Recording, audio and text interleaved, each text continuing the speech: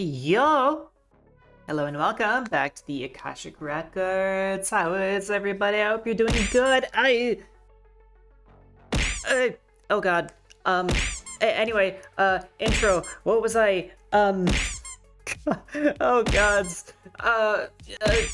I hope you all had a really nice weekend and that your Monday has been kind to you. For those who have regular corporate schedules and stuff, I'm happy to see you guys. I had a thankfully somewhat uneventful weekend, so I am not doing terrible. Thank you for all the eggs, Rizu. Oh my goodness. Eggies. Oh god. I have some announcements, but I might wait a little bit to see, in case there's more people, and then probably make a note to announce it on Discord too, and then promptly forget. But well, we'll see how that goes. So, hi! Every time. It gets me every time. You know what? I'm just now noticing that my glasses are kind of dirty. I'm gonna take care of that real quick. So yeah, Citizen Sleeper, right? It's exciting. I'm really excited. I forgot, honestly, that there was going to be a sequel for this game at all. I know it was mentioned, but I just like, wow, completely put it out of mind. We loved the first Citizen Sleeper, as we all know. And for anybody who is here who doesn't know me too well, we have some VODs up on our YouTube channel. That is at Loremaster Valkyr VODs. And we played through the whole game. It was very fun. It was an interesting, enjoyable time, and we chewed on it for quite a while. We got two endings, kind of our two favorite endings. And now, I forget you did complete the Tella's Bar side quest in Bliss and Kita. Yeah, we did quite a few things, and it was awesome. I got through almost everything the game had to offer. Cause really, honestly, I was just eating it up. It was a great visual novel Monday game, and the RPG mechanics were just awesome enough to get me hooked. You didn't do the DLC. Oh, right, there's a DLC. Ha! Ha ha! Whoops! Wait a minute, there's a DLC.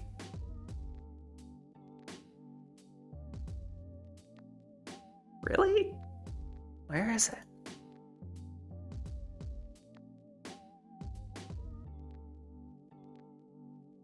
Where's the DLC? What? Refugee. Oh, right! The refugee quest line. Oh, crap. That was a setup for Citizen Sleeper 2. You know, that makes sense. Well, I suppose we're going into it just a little bit blind then, but that is fine. I'm excited nonetheless. It's going to be really great. We're all going to enjoy it. We're all going to have a very cozy time. And I'm sure I'm going to do a lot of reading. Can sum it up in broad strokes quickly. I mean, I'm not going to stop you.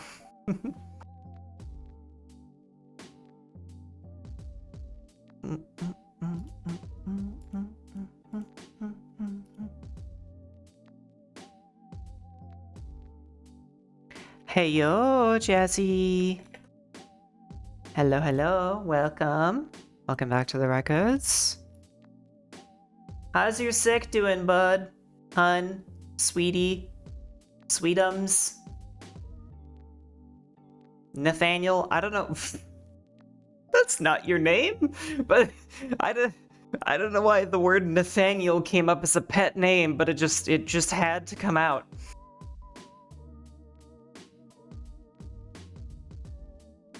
I am glad that you are doing. I am currently taking as many precautions as possible against getting sick myself, because Oh god, I can't handle getting sick during flu season again. I've gotten sick. I used to not really get sick at all. I used to be one of those people who had a really strong immune system, and now it feels like I get sick really bad like once a year. And I don't fucking want that. Basically, a group deployed EMP waves to try and kill everything in the inner system. Refugee fleet sets out and stops at Erlin's eyes. You, the sleeper, figured out it's a company called Conway trying to claim the system. The massive refugee fleet moves to the belt while Erlin's eye prepares to war with Conway. Interesting. Shaking uncontrollably. Yeah, that's gotta be scary. I'm so sorry, dude. I'm glad you're. I mean, you sound like you're doing, you know, better considering. So I'm gonna be thankful for that. Definitely better. That's good. Well, we can go ahead and mention it again, or you can pin a message. I took a look at some of our... Well, I took a look at Monster TTS, and I realized that the prices were unfair. That if you guys were going to be spending your hard-earned bits, I didn't want for you guys to spend fucking 200 just to use this tool and add your silliness to the stream.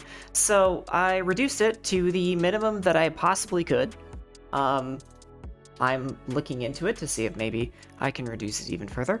But for now, it only costs 50 bits, 50 cents to put messages on Monster TTS. And I changed around some of the voices, and yeah. Definitely not trying to encourage... Definitely not trying to push you guys to use it more often, but I think it would be kind of funny if you guys used it more often. Oh my god, the eggs. Oh my god, the eggs. Ah, eggs. Eggies. Ay. You started an egg chain. Yes, you did. Eggs are infectious in the stream. Bear!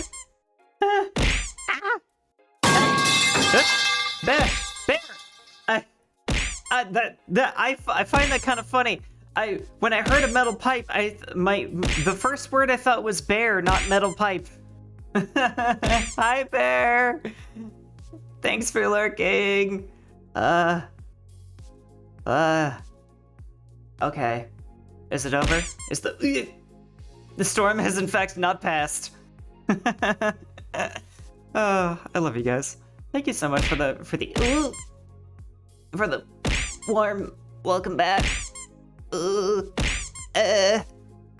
I hope you're all excited for today. I'm looking forward to it. It's gonna be good. And then I'll be streaming tomorrow, and yeah.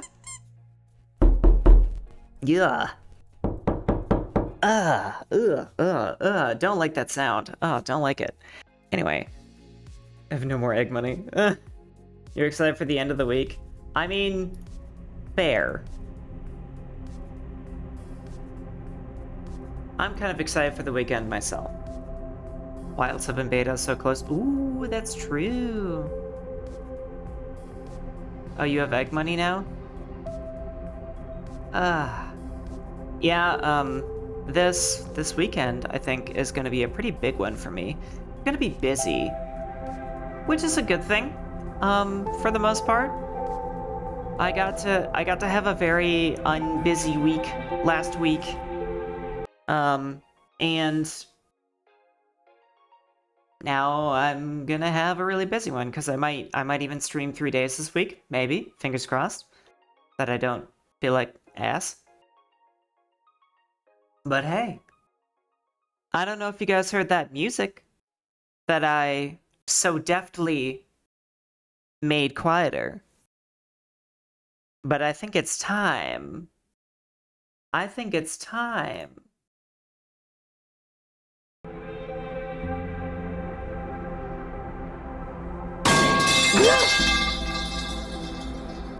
Yeah. Time for pipe, yes. It's time for some Citizen Sleeper.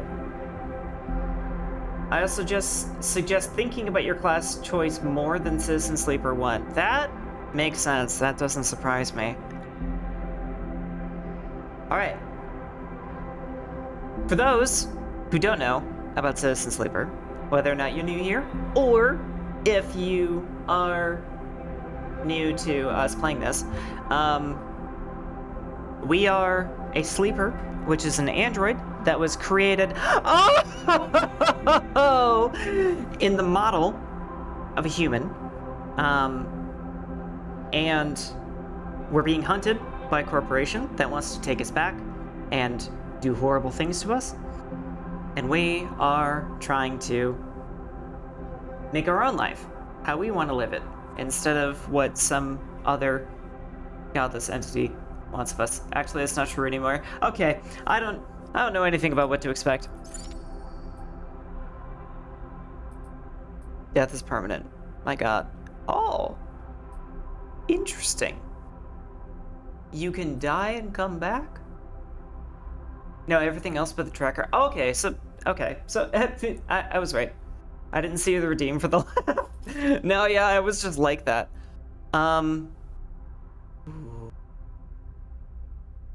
You already removed your tracker and your stabilizer need.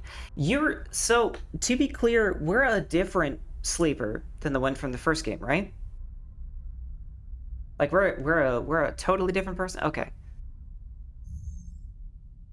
So we can be an extractor, an operator, or a machinist. Machinists don't engage. Operators don't endure. And extractors don't intuit. Okay, so let's start with the machinist. Machinist sleepers are built to repair and modify automated systems used in corporate resource extraction. Machinists are very skilled engineers, but their isolated work means they often struggle with tasks requiring a direct approach or social engagement. Their focus allows them to focus on a single task and boost their dice to excel in it. Sleepers assigned to machinist work are usually diligent, careful, and structured people. Doesn't really sound like me. Oh, there's special skills. Okay. Focus allows you to accrue stress to focus an action dice. Okay, fair.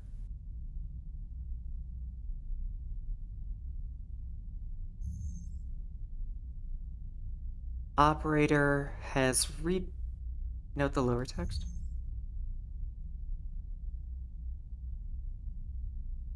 -1 stress for unfocused die positive outcome. What are you trying to tell me?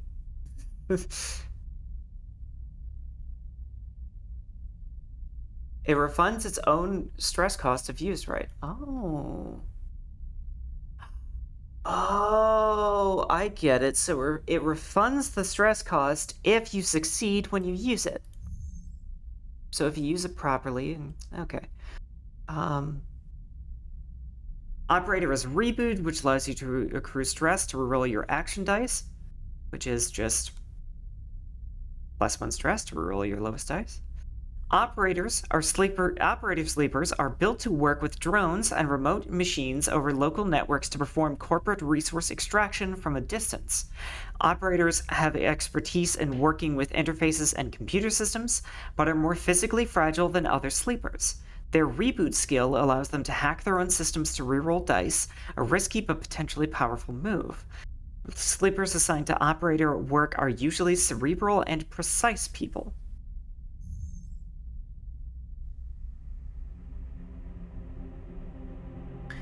Oh, interesting. Extractor lets you rally, accrue stress to boost your crew dice, whatever in the hell that means.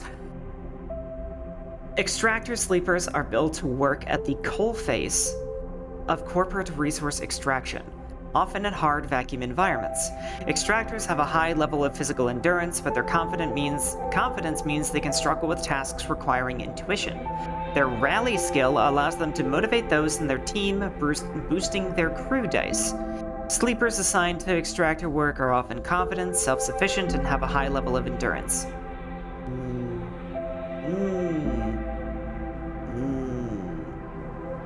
Now, it always motivates me to pick the leadership class in any type of RPG like this, but it seems to me like everything else we've got going on with Operator is a little bit more suited to what is probably inevitably going to be my playstyle. I like the sound of Extractor and Machinist. Oh, fair. They have their own skill set, notably, which covers for your weaknesses. Oh, that sounds cool.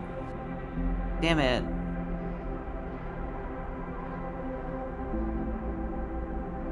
I mean, I really like the idea of playing like a leadership character because your strength as an individual is always supplemented by the strength of many.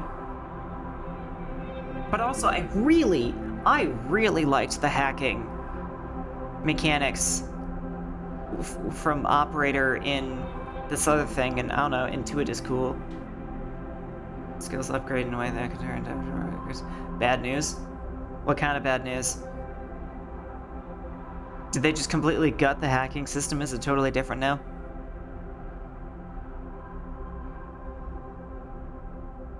Hacking is no longer its own interface.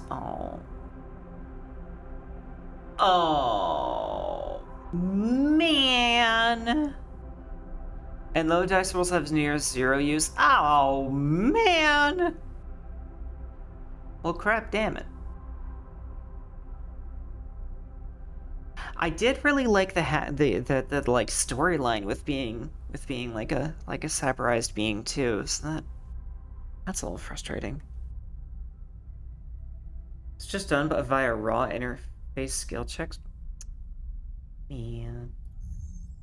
But I'm presuming there is still like a whole storyline with being like a digital being and transcending reality. There is actually a really good storyline you could follow up for that. Ooh! Oh! Damn it. Oh man. Oh man. This is starting to make me want to like do more than one playthrough. Just cause we can maybe start with Operator and then go again with Extractor. Play a Red Mage? Always Red Mage. Never not Red Mage. Oh. Hang on. Lance wants out. Come on, Lance.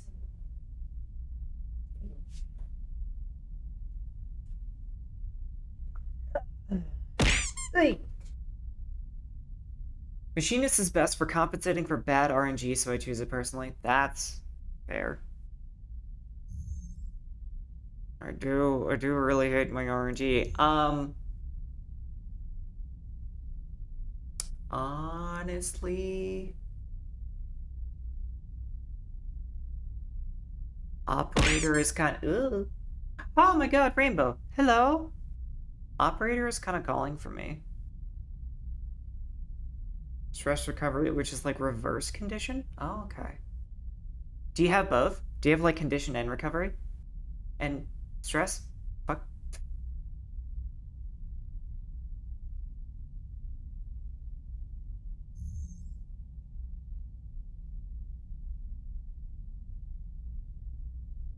We've taken so long to decide that we've run out of music.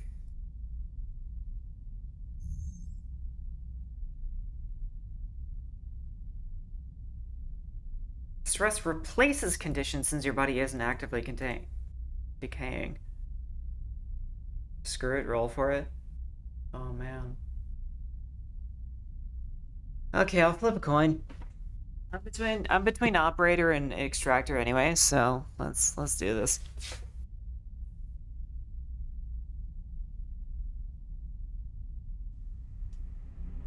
I had to I had to go get my coins. I have a little bag of special fantasy coins. Show it? Oh. Crap. Kind of a good point.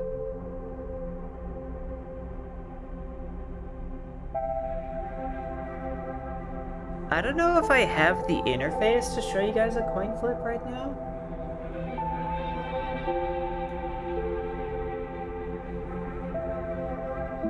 Like the coin flips? Yeah, I'd have to set up a browser capture for that.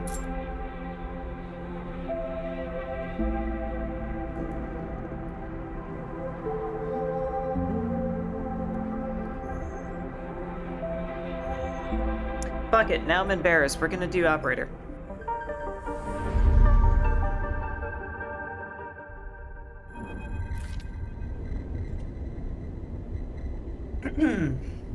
I need some water.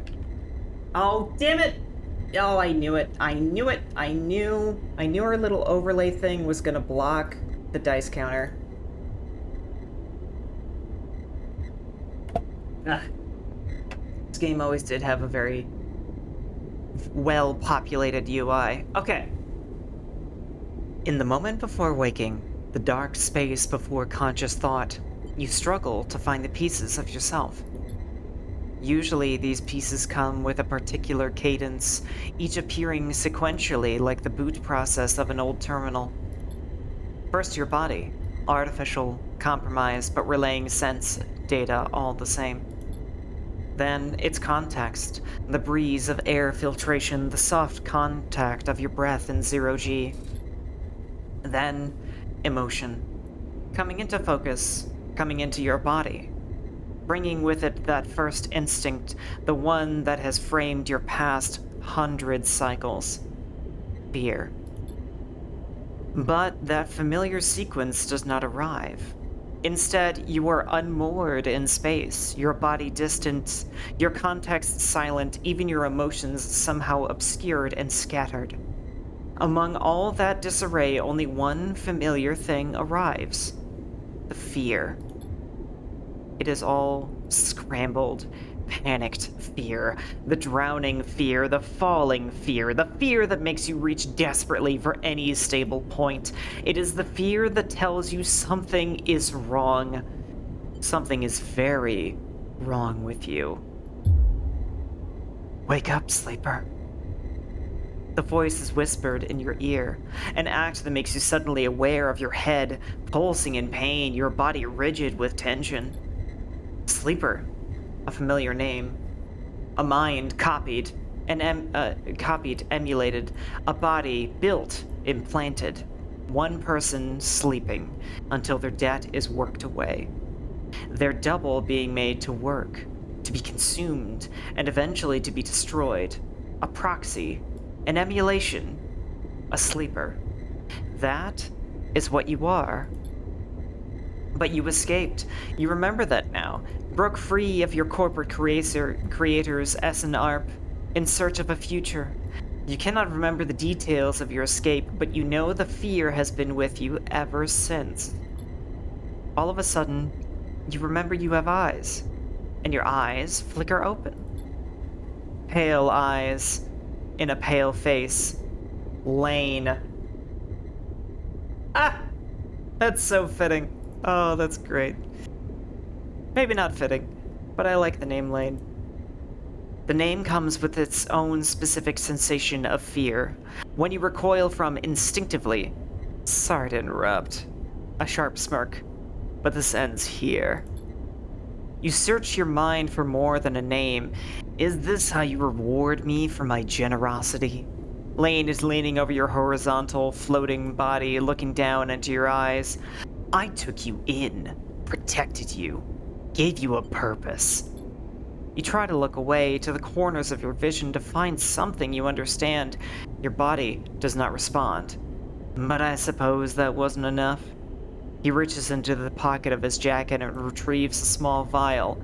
This wasn't enough. The vial glitters. The object you know, and have known for a long time. Stabilizer. The drug that keeps your artificial body, your emulated mind, from inevitable decay. The only balm for your planned obsolescence. The liquid rolling in the vial fills you with disgust. Lane pockets the vial. But it would be wasted on you now, after what you've done to this body of yours. He looks at you with a palpable disgust. Lane's eyes scan your body, and as they do, you become aware of the wires and tubes attached to you. Let me think I'm more out of the way here. Those were meant to free you from your dependence, from the stabilizer and the control it grants Lane. They're free, you piece of shit! They don't need you anymore! The voice comes from somewhere behind Lane's head. It is a voice you know, but when you search your mind to understand why, you only find dizzying darkness. Shut him up. Lane barks the command, and you hear the sounds of impact, of pain, from somewhere else in the room. You try to move your limbs again, and this time you feel a flicker. The twitch of a finger. You feel the extension and compression of synthetic muscle. Free, are you? Lane smirks. You were free when I disabled your tracker, when I gave you the stabilizer you needed. He scans your body with angry eyes. Now you weren't free. You were just broken. I had such big plans for you, Sleeper. I invested in you. Lane grips your arm hard and you feel a jolt of reaction. You will the arm to move, but you have ruined all that. Lane speaks louder over the sound of the struggle behind him. I will try to preserve your body, of course. I have my own uses for it. But your emulation, you can feel one of his hands searching behind your head. He finds and grips a thick cable running into the port at the base of your skull. I will burn that out. Lane jerks forward, slamming across your body, then spinning away out of sight. You feel yourself rolling, the cables plugged into you, looping and wrapping around your limbs. Then you feel hands steadying you, pulling cables. You glance around wildly and see someone diligently unplugging you. You meet his eyes. Hey! He waves a hand in your dazed face. We need to move. Lane won't be out long. He unloops a cable around your wrist. Sleeper? Help me out here. You blink, slowly. Do you know this person? He leans over you and you feel his hands on the connector, flicking switches and releasing locks. Come on, come on, come on! He tugs the connector clear and pulls you up. You see the room you were in for the first time, filled with tech and terminals, wires waving everywhere, all lit by big windows looking out on an impossibly bright, screen-filled street beyond.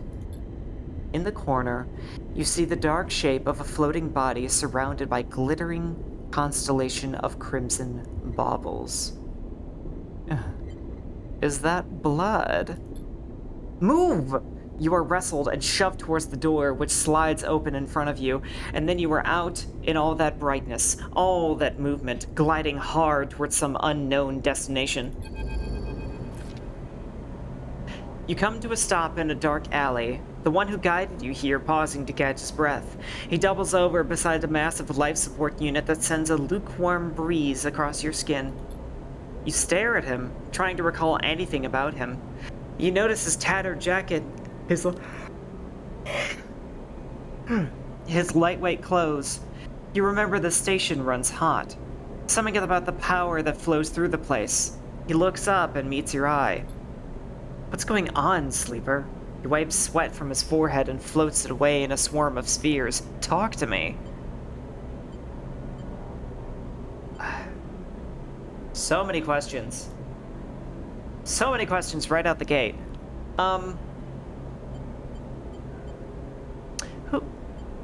Who are you? You see a concerned frown cross his face. Don't mess with me, Sleeper. That's not funny. Comes closer, eyeing you carefully. What station are we on? He narrows his eyes, waits for the answer. You close your eyes, trying to recall. You force your way through the dark to the image of a station, no, a city. growing on the back of a vast set of hexagonal solar cells, shadowed by them. You open your eyes. Dark side. The word leads your mouth like an exhale, an instinct. Before you heard yourself sound it out, you didn't know it was there. He sighs. And me? Who am I? You see something like fear in his eyes. Panic, perhaps. You stare hard at his face, the slight upturn of his mouth, the intensity of his stare. Nothing comes. He closes his eyes and drops his head, putting a hand to his temple. The reboot. He's speaking quietly to himself. Lane interrupted the process, and he lifts his head and stares at you. We need to keep going. We need to leave. Turns and kicks off down the alley. Come on, rig can't be far. As you are led through the passages and surface ways of the station, you try to recall your life here. The texture, the temperature of Darkside feels familiar, but you struggle to pin specific memories to it. Focusing hard, you recall waking up in these passages, cycle after cycle, the rhythms of the station flowing over you along with the crowds. You recall desperation and the slow decay of your body that caused it. Then Lane, those pale eyes offering you a glittering vial, stabilizer, the promise of supplying more for your work, a deal he locked you into like a cage. There your memory fails you, but in the dark beyond that moment, the residue of panic, of fear, remains. You were Lane's prisoner, Lane's plaything. You shudder in the cold passage. Wait! Your guide holds up a hand, and you stop your glide using the wall. Ahead, you see the tunnel opens up into a wide open bay with a few doors leading to cylindrical tunnels. The docks. They're watching the rig. He nods towards the docks, and you see one of the doors has a couple figures flanking it, one covered in ornate tattoos, the other with a bright silver implants along their cheekbones. Utsubo, Lane's guys. He looks at you and shakes his head in frustration. All this, it's not coming back to you, is it? Something catches your eye, and you see he is playing with a coin, nervously turning it over and over in his fingers. He sees you looking and slips it away. He places a hand on his chest. I'm Seraphim, alright? He looks pained when he speaks. Lane? He was our captor. Both of us. We did this so we could escape. We need to reboot you to break your We needed to reboot you to break your dependence on stabilizer. He pauses. You know what that is, right? You nod weakly. But Lane interrupted me back there. The reboot didn't complete, and... He sighs and shakes his head. We can still make this work. He looks back at the docks. I'll lead them away. You get the docking bridge open. If we make it to the rig, I know how to get us in. Got that? He searches your face for a sign of recognition. What's the rig? Seraphim looks annoyed. A ship. Our ship. At least it soon will be. Lane assigned it to us when we were on jobs for him. Get that door open. Pats you on the shoulder. I know you can do this. Seraphim kicks off hard and glides into the docks. Over here, shitheads! He bellows to the guards as he barrels through. They immediately push off from the wall, giving chase. Is it like 0G in this entire station? So that'd be crazy. Oh!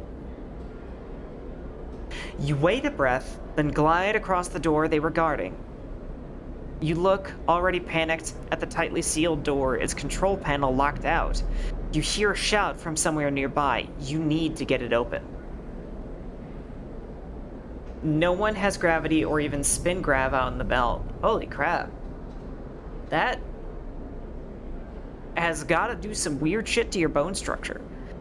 Alright, during scenes you may encounter skill checks where you can perform certain actions using your skills. Like the dice actions you will encounter later, skill actions have a positive, neutral, or negative outcome. The better the rating of your skill, the more likely you will succeed on a check. The odds of success are displayed when you select the check. You can see more info in the guide section of the pause menu. Alright. Let's break the seal. No. No, there is one place. Okay, fair. Alright. We're an operator. We're a badass hacker. We're gonna hack the door. Neutral outcome. Good enough. You shift to the control panel, trying to understand the readout. The door is on emergency lockdown. Somewhere, you hear more shouting. Your fingers hover over the keys. Switch to the administrator layer and begin flooding the door operation system with spoof requests, desperately hammering the controls. The control OS crashes and the door judders halfway open before failing. Oh no! Well, it's technically open. Go! Seraphin flies past you through the doorway into the docking tunnel. You turn to see the two guards approaching fast across the docks and quickly glide after Seraphin. Seraphin is already at the rig's door, inputting an entry code. The rig's doors scissor open, and you both rush inside. Quickly! I'm not sure most places make note of locking your legs to a chair to sit in 0G, but the place I'm thinking of doesn't. But there are other details that make me unsure. Quickly! Seraphin grabs you by the arm and drags you up to the cockpit, the ship's layout hazy in your mind. He dumps you in a flight seat and straps himself into his own, and you see him tap a series of buttons as he does, talking to himself. Come on! The rig's drive rumbles into life, and Seraphin slams a button on the console. You feel the force of the ship's acceleration as it pulls away.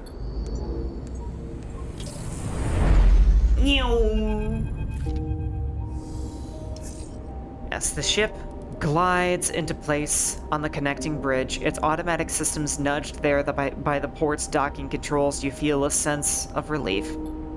Seraphin burned hard out of Darkside, and you dropped in and out of consciousness in your seat as the rig made its way across the belt. But now, with open space between you and Lane, you feel fresher, more awake. Seraphin breaks the silence. We're good, sleeper. His eyes don't leave the monitor, and you realize this part of your escape is routine for him. You and he must have docked this ship countless times in your work for Lane. The problem is, you don't remember any of them. We made it, he whispers, closing his eyes and letting out a sigh. We certainly did. He turns and you see a pained look on his face as if remembering something difficult. Have you said this exact thing to him before? In the same situation? Are you okay? He looks at you, chewing on one side of his lip, searching your face. Not really, he puffs. Seraphin reaches up, flicking through a set of switches in a practiced fashion, completing the shutdown. You watch, a little frustrated with your own uselessness. Running the rig, you realize, is just another thing you've forgotten. A clunk that runs through the walls of the ship is followed by a short percussive alarm tone from the pilot's console. Docking complete. Seraphin kicks off from his seat, twisting as he glides past you towards the back of the cockpit. His hands find the rails on either side of the door and he pauses, facing into the corridor beyond. He turns back to you, backlit and cold cyan. We need a plan. He glances around. Lane's not gonna let us slip away quietly. He sighs.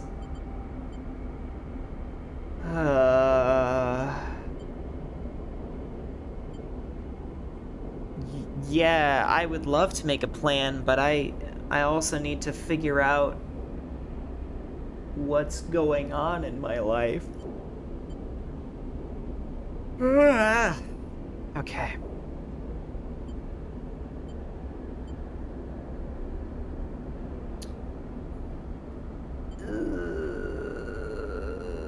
We need to talk. Seraphin furrows his brow. Not now, sleeper. We need to forget. He flinches, the words coming out wrong. We need to focus on something other than... He pauses again, unsure. Us. We need to survive this thing first, then maybe we talk. Fine by me. Seraphin nods, but the tension remains. We have bought ourselves some time. He glances through the cockpit window at the blinking lights at the station. You may not remember Hexport, but I do. And there are plenty of opportunities here for us, if we can keep our heads down. He turns back to the corridor. That's what we'll do. He pushes off and glides towards the main lock, and you follow, pulling yourself along, hand over hand in 0G. We already emptied the tank on this thing. He slaps a hand against the ship's insides, so we need to refuel, and that won't be cheap. But if you and I know one thing, Sleeper, it's how to work. I'm gonna get myself reacquainted. See if I can turn up any old connections. People that might throw us an easy contract. You... He glances back over his shoulder. You keep out of trouble. Low profile. Got it. Seraphin stops at the airlock. Stopping the reboot halfway through. Pulls a worn brew jacket from a locker and starts pulling it on. We don't know what it did to you. He jams an arm into his sleeve. I don't want you passing out and... It'll take both of us. It'll take both of us to figure it out. Seraphin sighs. I hate it when you're right. He grabs another crew jacket and thrusts it at you. Just put the damn hood up, will you? You take it and slip it on. Thank you. Seraphin nods. He stabs at the button to open the lock. The inner door hisses open and Seraphin glides through. Wait for a little bit, then leave. Anyone looking for us will be looking for two people traveling together. He looks at you in your worn crew jacket, a limited disguise for what is clearly a sleeper. We meet back here later. Any trouble? Same thing. Meet here. He surveys your disguise again and shakes his head. This is a shitty idea. He gives you one last look. Maybe find yourself something to eat. Suddenly you recognize Seraphin's instinct to look after you. A flash of relationship, now lost to the reboot. Catch! Seraphin throws a handful of something towards you. You manage to grab the projectiles. When you open your hand, you see a stack of cryo-chits. Those should get you some food. We'll need some more for fuel and supplies. Grimaces. That means odd jobs on the station, for both of us. Seraphin kicks off and glides down the docking bridge. Don't go too far, alright? He shouts as he leaves. Take it slow. And with that, he is gone, leaving the connecting bridge and heading into Hexport's docking concourse. You wait for a moment in silence.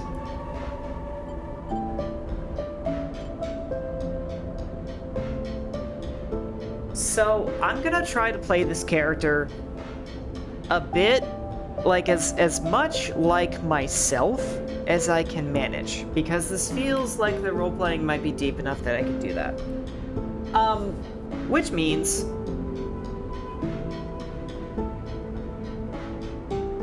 means I'm gonna lean into my dissociation and stuff and my overall dreaminess of thought.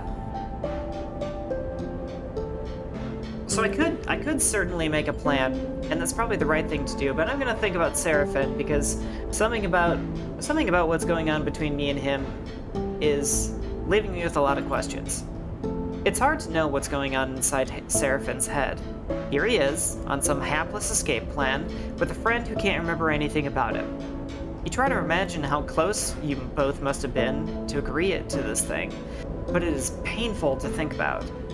That's all gone now anyway. All you can do is move on. Can you portray your Yuri brain rot onto this character? I don't know, maybe. You shake the thoughts from your head and pull the jacket tight. Let's see what Hexport has to offer.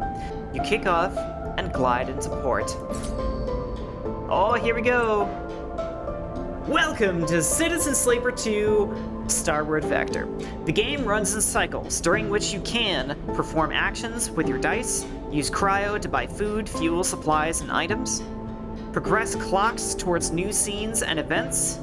You can review tutorials at any time in the guide section of the pause menu. Okay, so what's the clock here? Does this say... Okay, the rig is your ship and your home in the Starward belt. While the rig is docked at the hub, there are multiple areas you can visit. Bunks, use dice to reduce stress, just nap. Galley, use supplies to regain energy. Other locations will unlock as you play. While the rig is in dock at the hub, your crew will also be able to help gather resources to contribute to the upkeep of the ship. You can choose which resources they should focus on in the crew task menu to the left. They have a random chance of acquiring it at the beginning of the following cycle. Cool. Okay, so this clock is... so this clock is us getting caught, basically. Meow, meow, blah, blah, meow. That's how I read the tutorial. That's fair. I'll admit, I definitely skim my tutorials a lot faster when I'm playing alone, but, you know, lore master, I gotta read everything aloud. Alright, what's going on at the docks? Oh, God. In Citizen Sleeper, you perform actions by assigning action dice to them. The higher dice you assign, the more likely you will succeed at an action. But your dice will be modified by your skill. Your skill modifier for the action is displayed on the right and will reduce or increase the value of the dice assigned to the action. Like skill checks, dice actions have 3 outcomes: positive, negative, and neutral. Each action is also rated safe, risky, or dangerous based on the outcomes it has.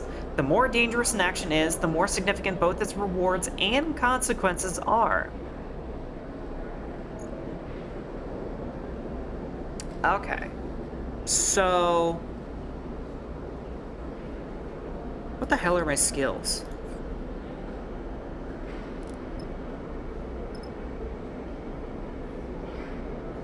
Where's this menu?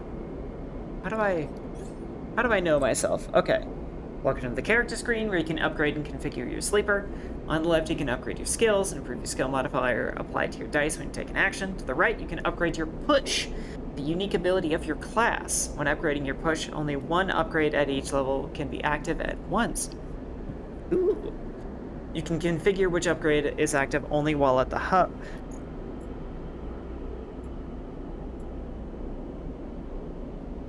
No dice damage on push reroll.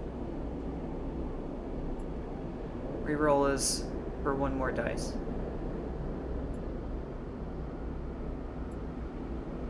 No dice damage on push reroll. Not sure what to make of that. Okay, so we've got no penalty in Intuit and Engage, and we've got a +1 in Interface. And I don't know what this means for Endure, but I'm gonna assume it means we just straight up can't use it at all. So I don't want to gamble on Intuit just yet. And Engage we also have nothing in, right? I'm stupid. Okay, Engage we have. We're either way. Come see, come sa. Alright. Can trade scrap, which is dangerous. We're not gonna do that because we're not really an engineer. We're kind of finding our feet here, so I'm wondering if maybe we should just play to our strengths. So we might do that interface task. It doesn't look like...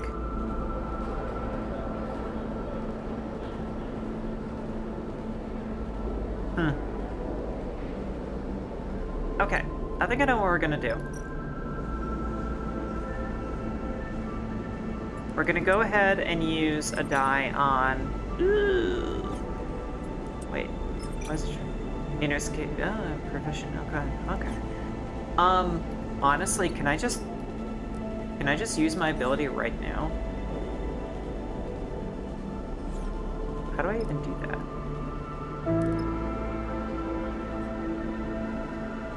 How do I push?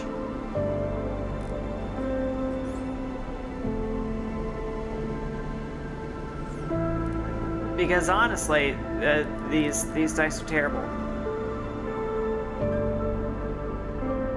Although, is it just gonna reroll the one die? I wonder.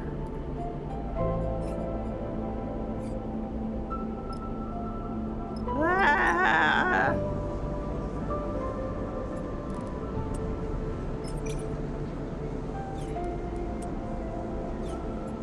I want to use the better dice on things where we're not as proficient.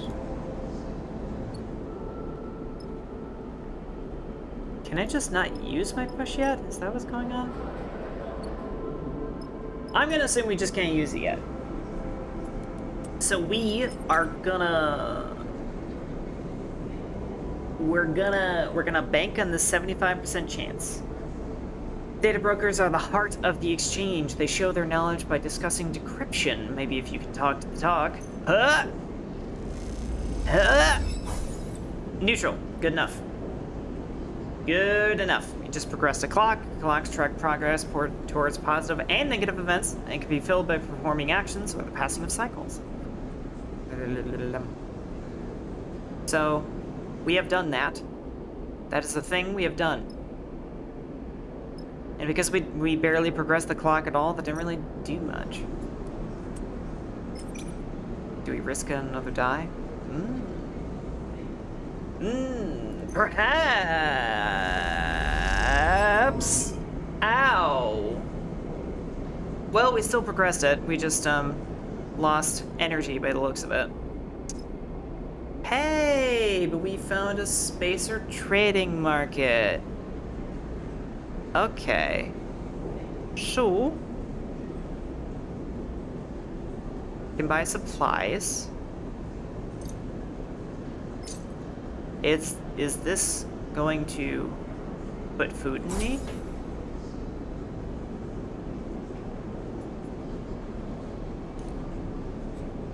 Oh, no. But I now have this. I have supplies. This game tells you surprisingly little.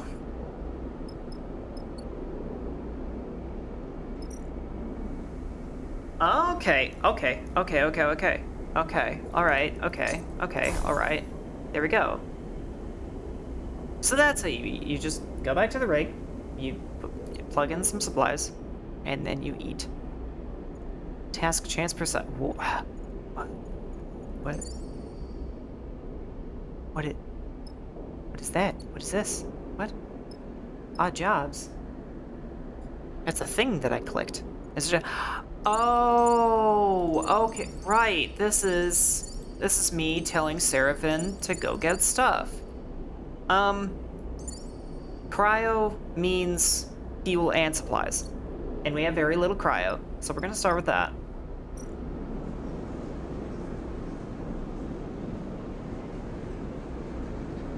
I have nothing to use this fucking die on. And we only have risky and dangerous actions available to us. Bleh. Okay.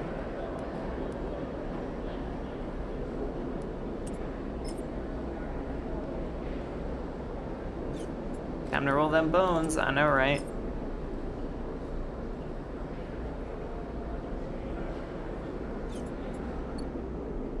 I'm actually sort of thinking that we need to open up opportunities in one place as fast as possible. Cause that's how we start opening up the game. Nice. We filled the clock. We got a new location. The canteen! Here you can eat in exchange for cryo. Eating gives you energy and stops you starving. Different foods give you... Oh. So we could just eat here. Not gonna lie. I'm pretty disappointed. that actually helps us basically not at all.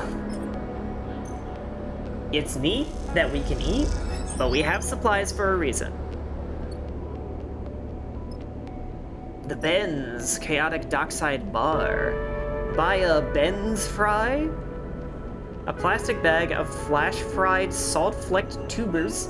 The Ben's Fry brings spacers back to the scattered tables of the bar cycle after cycle. Oh, that actually sounds good. I mean, they're just French fries. Supplies are mostly for travel and work use. That's fair. I'm eating supplies is mostly a last resort. That's fair. That's fair. It might be cheaper to not live off of supplies anyway. And also, perhaps we can just live off of French fries. Yes.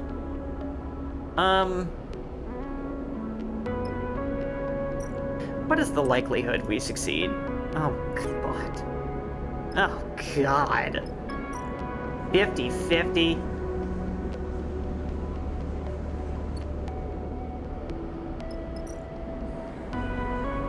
Okay, yeah. So, eating at the canteen is cryo cheaper than just eating supplies.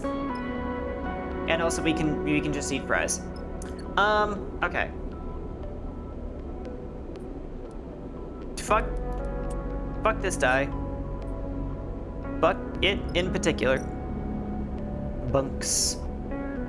Oh. Reduce stress when not on a contract. Oh, okay, so shit. If we have some low dice that we can't use and we have stress, we can always just take a nap and cycle.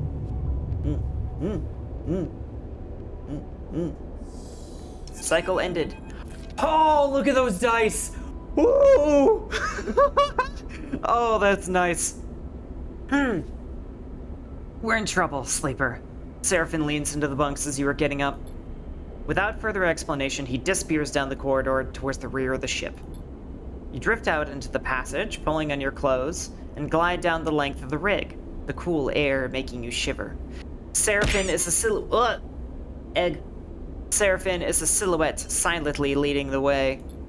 He stops at the far end, diverting through a side door, shooting you a glance as he does. You know, it just occurred to me. I need to make Monster TTS less expensive in channel points. I'm gonna do that. I'm gonna do that soon, whenever I remember. Probably during the break or something, or maybe even sooner. I don't know. Anyway, you find Seraphin inside, holding one of a tangle of arm-thick tubes that are waving in the 0G engine room. You know what these are? No, tell me. These are the engine's feed lines. He waves one in the air. And before you ask, no, they aren't supposed to be waggling loose. What happened? These must have broken loose when we pushed the ship hard on our way out of Darkside. He looks at the mess. We are lucky the reserve tank is empty. Otherwise... He shakes his head. It would have been bad. But... He pushes the pipe to the side. No feed from the reserve tank means that the rig's range is limited to the local region only. He thumps the large, lumpen housing of the engine. This thing can't take us anywhere far. So we fix it. That's the short of it. Seraphin whacks the engine housing again, harder this time. Just not been our run of luck. He turns and starts gathering the tangled feed of lines, his frustration evident in the violence of his movements. Wait, he's wearing socks or are those shoes? I bet they're like super slim fit 0G barefoot shoes or something. Cause I mean, to be fair, like you probably don't need very sturdy shoes when you're spending your entire life in 0G. He turns and starts gathering the tangled feed of lines, his frustration evident in the violence of his movements. We will need a new set of these, that's for sure. He starts forcing them into a crate. So, how about you try to track them down? Sci-fi gobbly. I'll take a look at things here, see if I can figure out another fix for the reserve tank. He glances up from his work. What I've heard on Hexport, Factory Row is the place to find ship fitters. If you can do some recon while I sort this place out, it's on the other side of the station. Okay, I'll take a look. Seraphin keeps working. Wait! Seraphin pauses, seemingly unsure. There's something else. He drops the feed lines and they float, waving in the air like tubular seaweed. I've heard word that Lane's on the hunt. He frowns. A message went out everywhere in the local radius of Darkside. He's looking for us. And we can't leave? Exactly. Seraphin sighs, which is why we need those feed lines. I'm gonna try and work something out. Maybe I can improvise a solution. I don't know. He looks down. I'm no ship fitter. But while I do, you go hunting. See what you can turn up, okay? He gives a weak smile. Get going. We leave the engine room, the clanking sound of Seraphin's clean-up efforts echoing through the ship. Fuel feed lines. That's the next step. Take a deep breath and head out.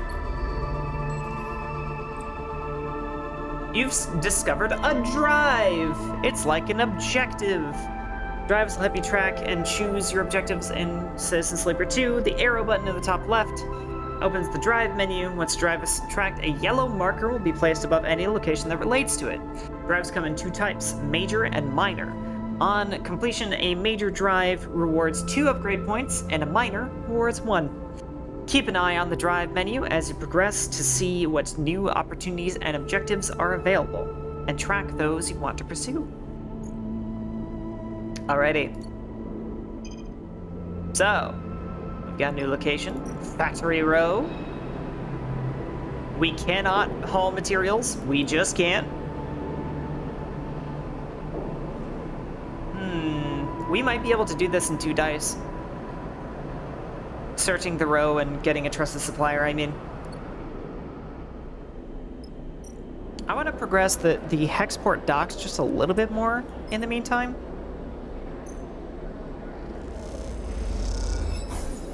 Nice.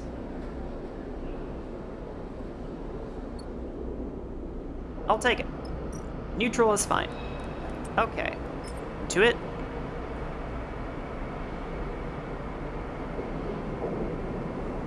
$50-50, yeah, let's do it. 2 more points for trusted supplier, and we found a new location. Swift Craps. Swift Scrap Soul. We can sell raw scrap. Triple S is constantly processing scrap for the factories in the row. Ooh, data diffusal shift. Eggs! All scrapyards have paid data diffusal work to offer, as old text tends to be laced with protocols and countermeasures that need disabling. Oh. Swift crafts.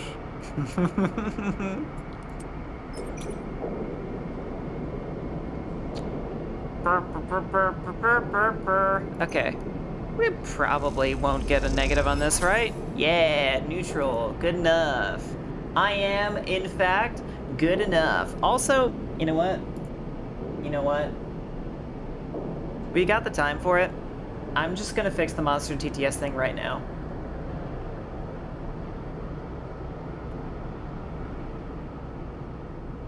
Because Jazzy is using it, and you guys are worth it.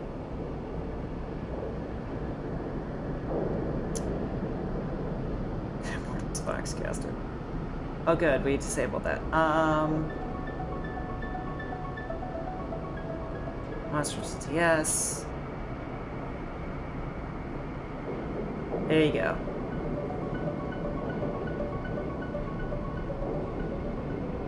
Let me know if that updated.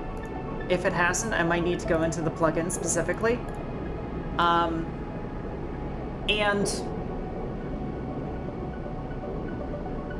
go ahead, have fun, make me regret it. I look forward to it.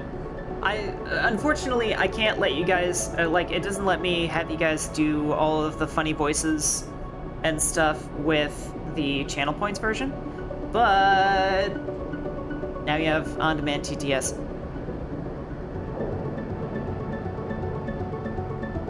Anyway, what was I doing? What was I saying? Oh, one more thing. Rizu, if you're around, do you think you could go ahead and refund our previous uses of Monster TTS?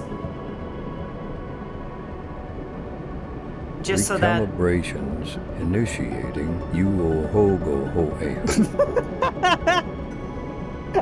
I just want it to be fair to everybody who's like used. Everybody who's, it might just be Jazzy, but like, you know, like everybody who's used it this stream before the price drop. All right, you managed to defuse the countermeasures on a set of thrusters, and the scrapyard manager seemed impressed. Haha, I did the thing. Okay. So let's go ahead and give one big chunky into it. Now I must save so I can be a TTS goober. Absolutely.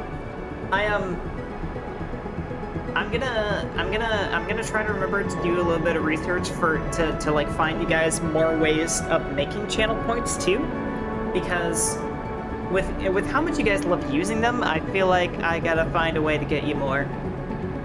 All right. Let's go searching door to door. One fat, chunky positive.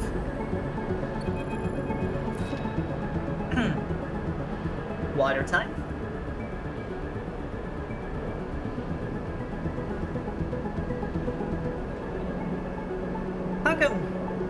How come nobody noticed how raspy I was getting and asked for a hydration check, huh? It's almost like you guys don't want to take care of me.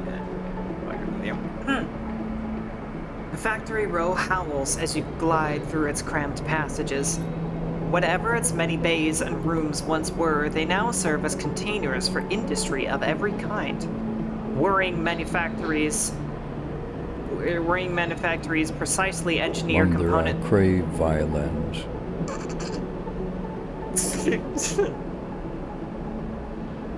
Components with rapidly shifting arms while scrappers hammer incessantly at bent ship plates.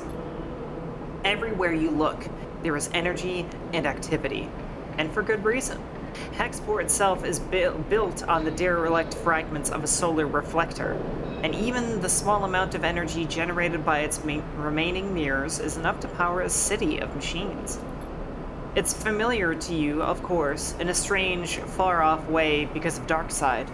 That place and your memories of it are a muddy haze, but it's hard to forget the glint of its hexagonal reflectors, 10 or 20 times more in number than Hexport's, and that wild, flickering city glowing on their back like a tumor. In comparison, Hexport feels provincial, but deep in Factory Row, you could almost be back in Darkside. And then you see them. Tubes. Just like the ones the Seraphim waved in your face. The feed lines. You push over to the display window of the unit marked Karsten's Supply in block capitals, cut from whole plate. There, amongst an angled shelf of oversized ship components, sit the feed lines, like some large biomechanical tangle of snakes. You slip inside, where the sound of Factory Row is a little screened, and spot a large figure working at a bench. Hunched over, concentrating, he doesn't notice you enter. Hello? A sharp eye glints as the figure looks over his shoulder. Can I help you? His accent is heavy but unknown to you. I don't know what accent to give him. Can I help you? Those feed lines, how much? There's a sharp clink as Karsten places his tools on the component against a magnetic plate on the wall. He turns with surprising grace and cleaning his hands on a cloth. Those sharp eyes scan you, but Karsten's thick-set features do not portray the results of his assessment. Custom built for those. For a client that never Whoa. collected. It's true. He looks at his hands while he speaks, checking for stray oil stains. You have one of the old MEVs then. He sounds out the MEVs then. He sounds out the letters in a way you don't recognize as he speaks. You try to recall anything, you know, about your ship, but the memories elude you. Perhaps Seraphin should have come along. That's right. Karsten nods. Always good to see one of those still running. Look. Karsten drifts over to where you are standing, his imposing height evident. For a fellow enthusiast like you, he continues in a distinctive monotone, let's say a few hundred cryo, unclean chits. He shoots a glance at the feed lines. 400, let's say, to be precise. 400. 400. Karsten says back, repeating your question without the emphasis. It's expensive, I know. It's a damn shame, but it's just what they are worth. He screws up his mouth a little into something that might be a smile. However, I'm more the bartering type myself anyway. Barter sounds good. Karsten nods sagely. There's a little favor I need a crew for. And well, you look like you might be a good fit. He tucks his cloth away in a pocket and clasps his hands. I know of an old Solheim wreck out there. Very old. Pre-collapse. Hey, Miko! Nice of you to join us. It's tucked away in a dead zone, so no one has ever really cut it. He shrugs. Not only that, but Solheim derelicts have a habit of triggering nasty security protocols when approached by an unfamiliar ship, so it's been well left alone. But a salvager like you, with an old Solheim rig, I bet it wouldn't even flinch if it saw you coming. He smiles. I have a special interest, a need for that old tech. All those Solheim ships had a data core. And while I don't care about the accounting reports, the material ledgers, whatever they kept on the damn thing, I do care about the hardware. So, if I was to find you back here, with that data core in your cargo hold, clean cut and complete, well then, I could see my way to doing a straight barter for those feed lines. Karsten pauses, sniffs the air again. You just need the coordinates. Simple as that. Simple as that, he repeats in his monotone way. I need to emphasize his monotone a bit more clearly. So, you interested? He glances back at his workbench. Because I'm a busy man. I'll do it. Alright then. He holds out a heavy hand for you to shake, and as you automatically reach out, he grabs your forearm instead. Karsten pulls you closer, squeezing your arm. Let's keep this one between us. Alright? He half smiles, his face huge and close. It's our deal. Before you can respond, he thumbs a little drive into your palm, those coordinates. And then he lets go of your arm with what you swear is a wink. You take a moment to gather yourself, and by the time you do, a whirring fills the air, Karsten having returned to his workbench. You turn and glide out of Karsten's supply with a growing mix of anxiety and excitement in the pit of your stomach and the cacophony of Factory Row in your ears. A contract. Seraphin might even be impressed. You look at the drive in your palm and smile. This could be a route out. You think of leaving this place behind in the possession of an improved ship, too.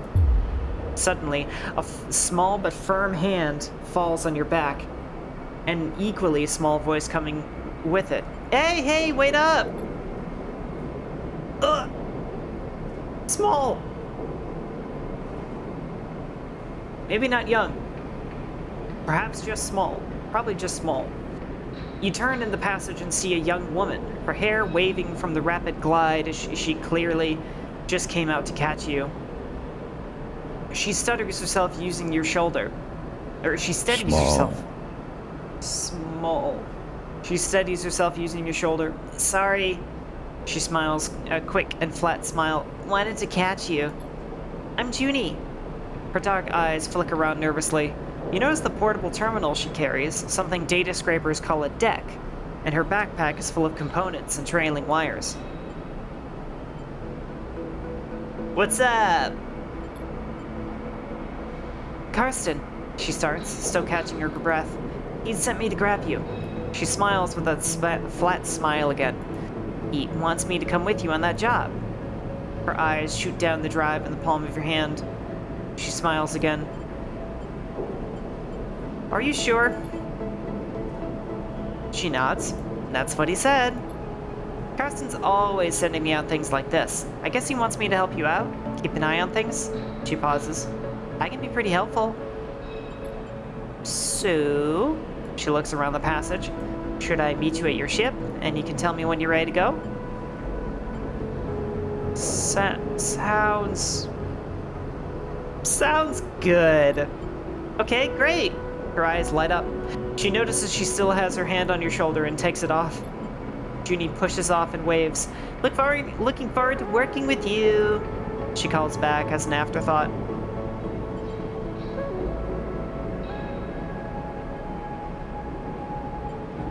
Alright. You watch her disappear down the passage. Things are getting complicated already, but at least you have a contract. And a way to get the feed lines. Junie clearly works with data based on the gear she was lugging around, which might make her useful to pulling out a data core. But the question is, what does she get out of it? And why didn't Karsten mention her sooner? You consider your options as you head back towards the rig.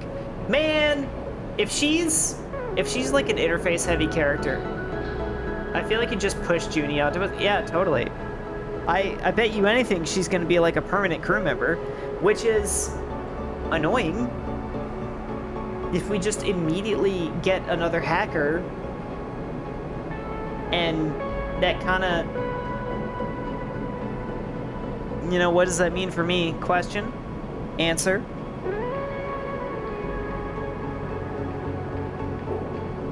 Do you seem like the kind of man that forgets things? Absolutely not. He did not. He did not seem like the kind of man that forgets things. He did not forget to mention Junie to us. He chose not to.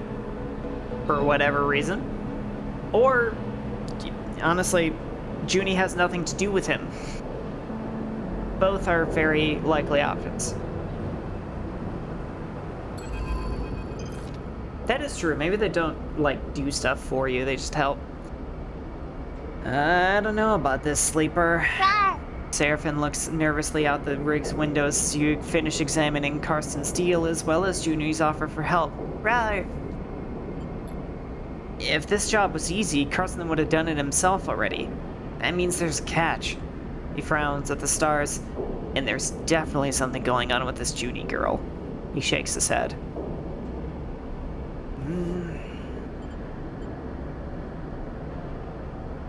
What choice do we have? What if we could get the cryo together to buy the feed lines? Is that even possible? I found a contract board at the exchange, further in station. He gestures towards Hexpert. We take on a job? It might get us some of the way towards buying those feed lines.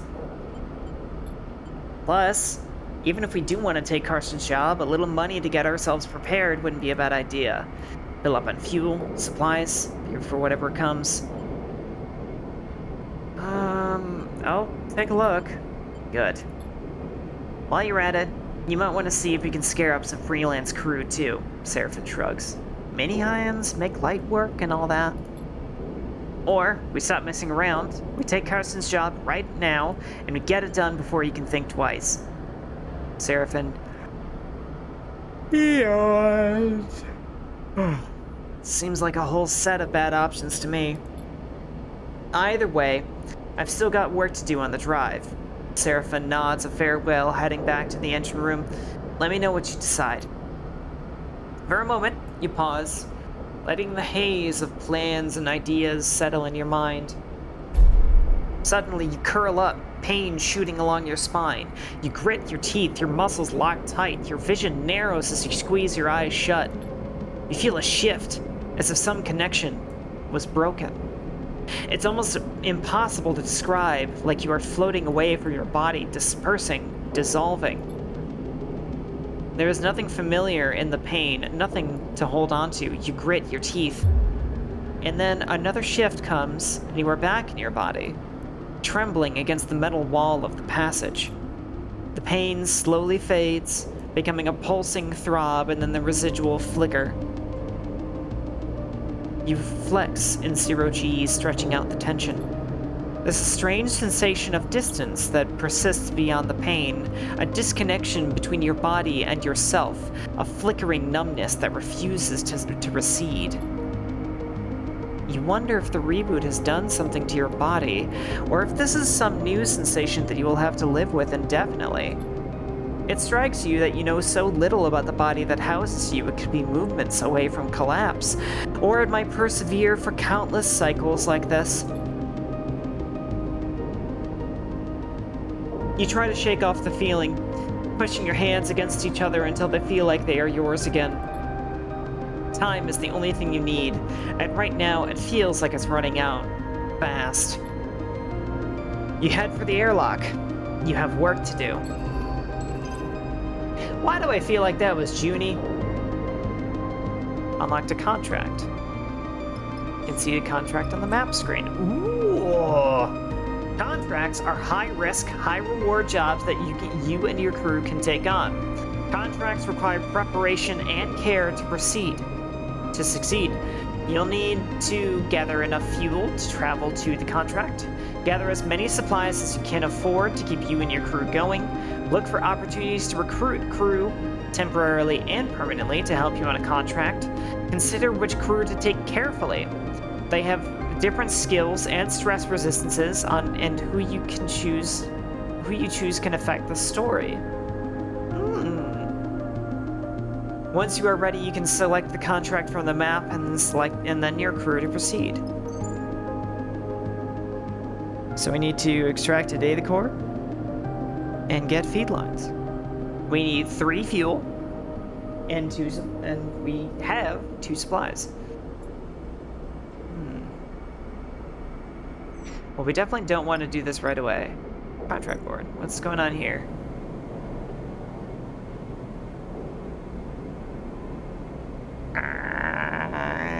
Oh, you have to buy the contract? Station management have located a Conway signal. They are concerned to see one so close, and they are looking for someone to disable its source. That sounds like something I could do. But if it's a contract, does that mean we have to go back to the map screen for it and get fuel and all the other nonsense?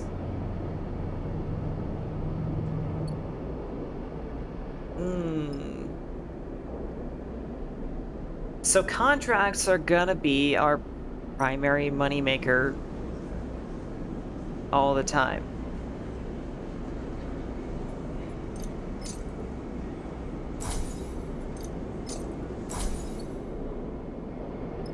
We're probably not going to be able to do that this cycle.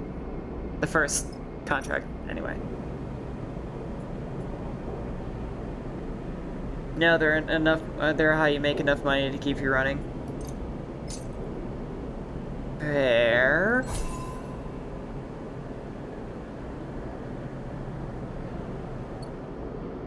All right, we have taken another contract.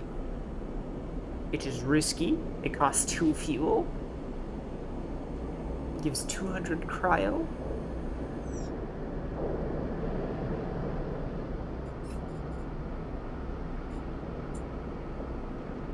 How do we find crew members? You don't have the pressure of the stabilizer, you just have your hunter lane. Yeah. That's fair.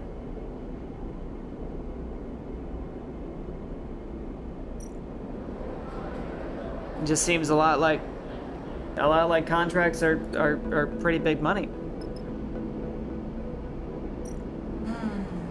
Unless we're arguing semantics here.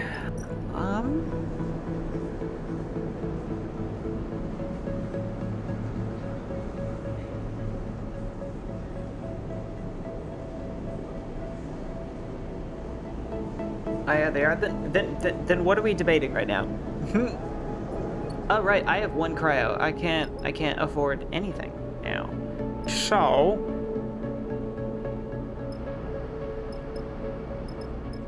we'll spend our last die and then go to bed.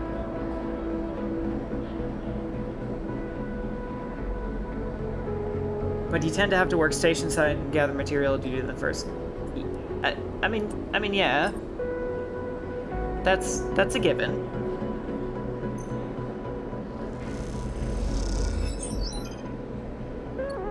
Oh, we did get a new location from this. The warehouse. Oh God. Oh, we're not doing that. Yeah, we're not doing that.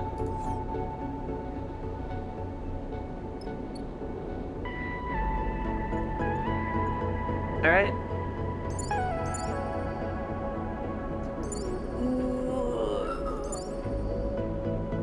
It's extra cryo.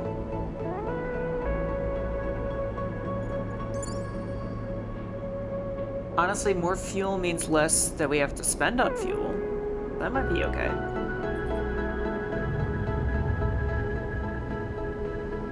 Oh. Come on, fuel. Nothing, and our dice suck. When am I gonna be able to use my push?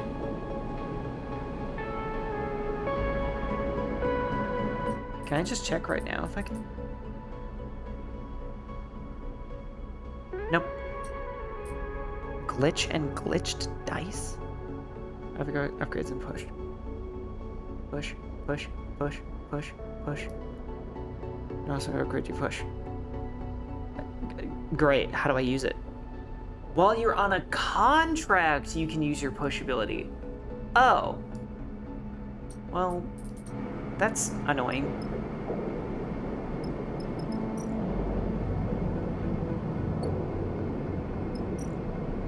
Okay. We gotta do more data diffusal. Data diffusal. Ow! God damn it. 25% and we got the negative. Ugh. That's frustrating. We have no money. We have no money. We have no dice. We have no options.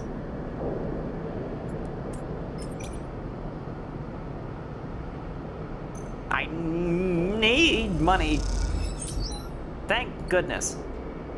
Great googly moogly, I'm gonna treat myself to some fries. Yeah. Actually, I totally could just taken a nap with one of my shitty dice. Damn it. I'm letting my id take too much control here.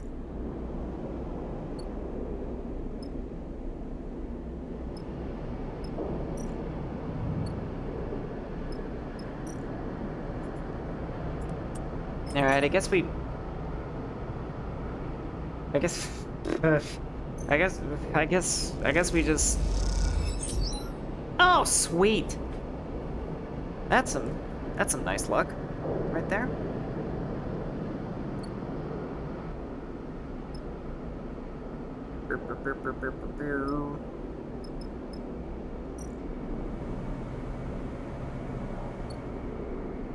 Okay, so we got the contract. We need supplies and fuel.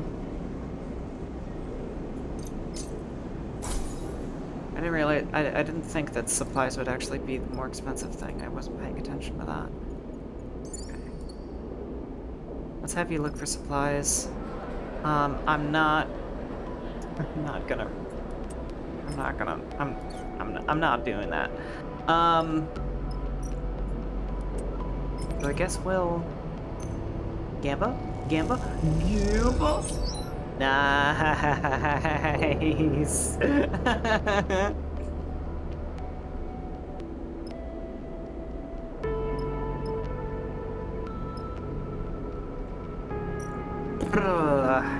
Okay.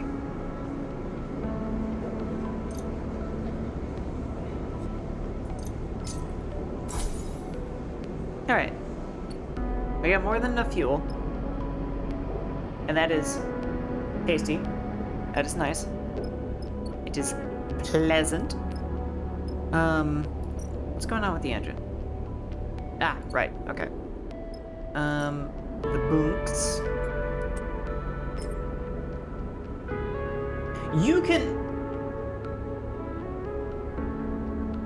You can have a negative on taking a nap?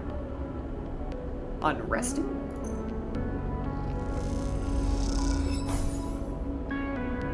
Weird. Anyway. You ever toss and turn in bed? Yeah, that's kind of what I was thinking. Is like you just can't relax, you can't rest yourself.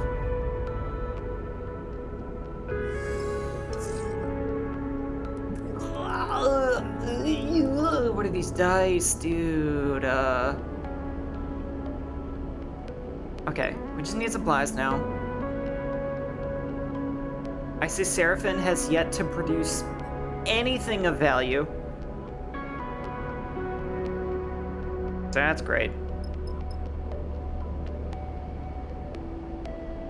I guess I gotta go make more Monet.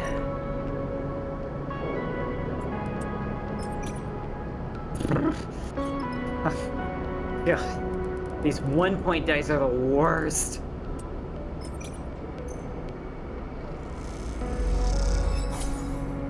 Neutral, good enough. Good enough, I guess. Good enough.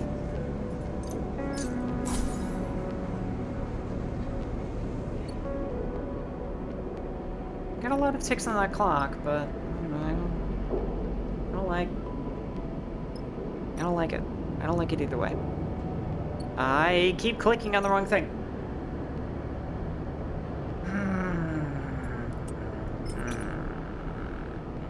Yeah.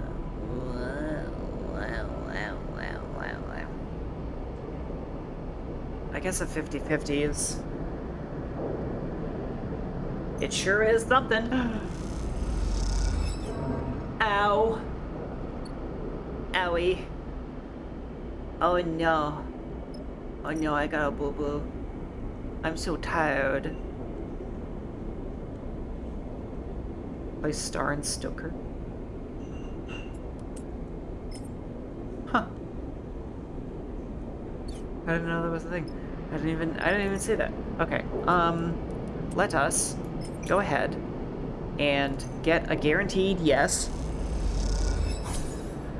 So we can eat some food. I'm gonna eat more fries. Fries! And then...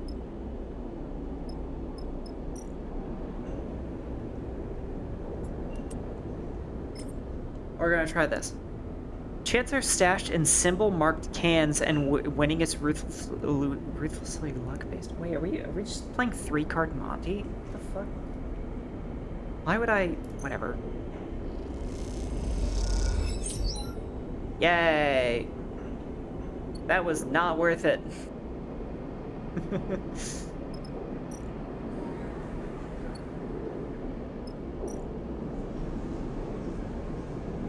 Mirror, mirror, mirror, mirror, mirror, mirror.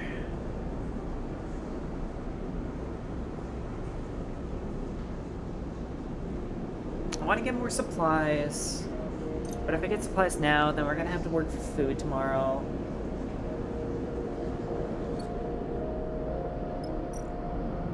We do have one more die, though. God, I clicked on the wrong thing again.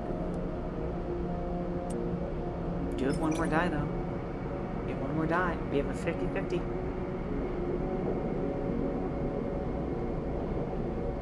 The coin flip! Damn it! Worth a shot. Alright. But now we gotta work for food anyway.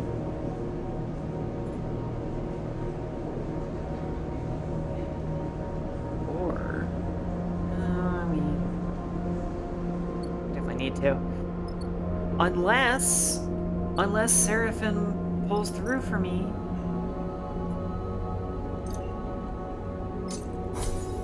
Maybe he will. Maybe Seraphin maybe Seraphin will do something helpful. Maybe Seraphin will do a good. Mayhaps. Maybaps. Seraphin did a good! Yeah! Yeah! Yeah! Yeah, yeah, yeah! I am so about this. Alright, now we can go ahead and do our contract. Because we are sufficiently over-prepared. And we have 2 crappy dice, but we can re-roll those. Okay. Okay. Okay. I don't know what to expect. I don't know what to expect. I'm worried we're gonna fuck this up.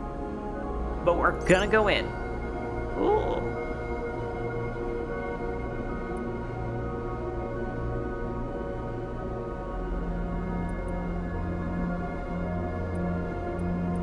Hang on for... Is there any... Before we go, because I just talked about being over-prepared, is there any possible way we can actually find another crew member right now? I don't really think so. I don't see any... No.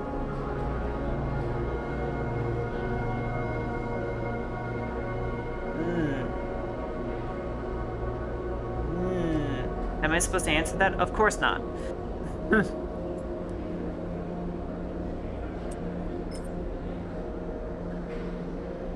All we need is neutral. Going for it.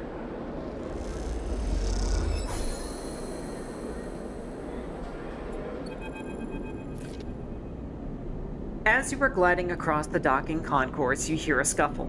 The noise of raised voices cuts through the conversation drifting out of the dockside shops. Glancing down an alley, you see a huddle of figures shouting back and forth. You spot one man in the middle of the group, surrounded, pushing the others back as they grab the bag slung over his shoulder. You don't like the way this looks.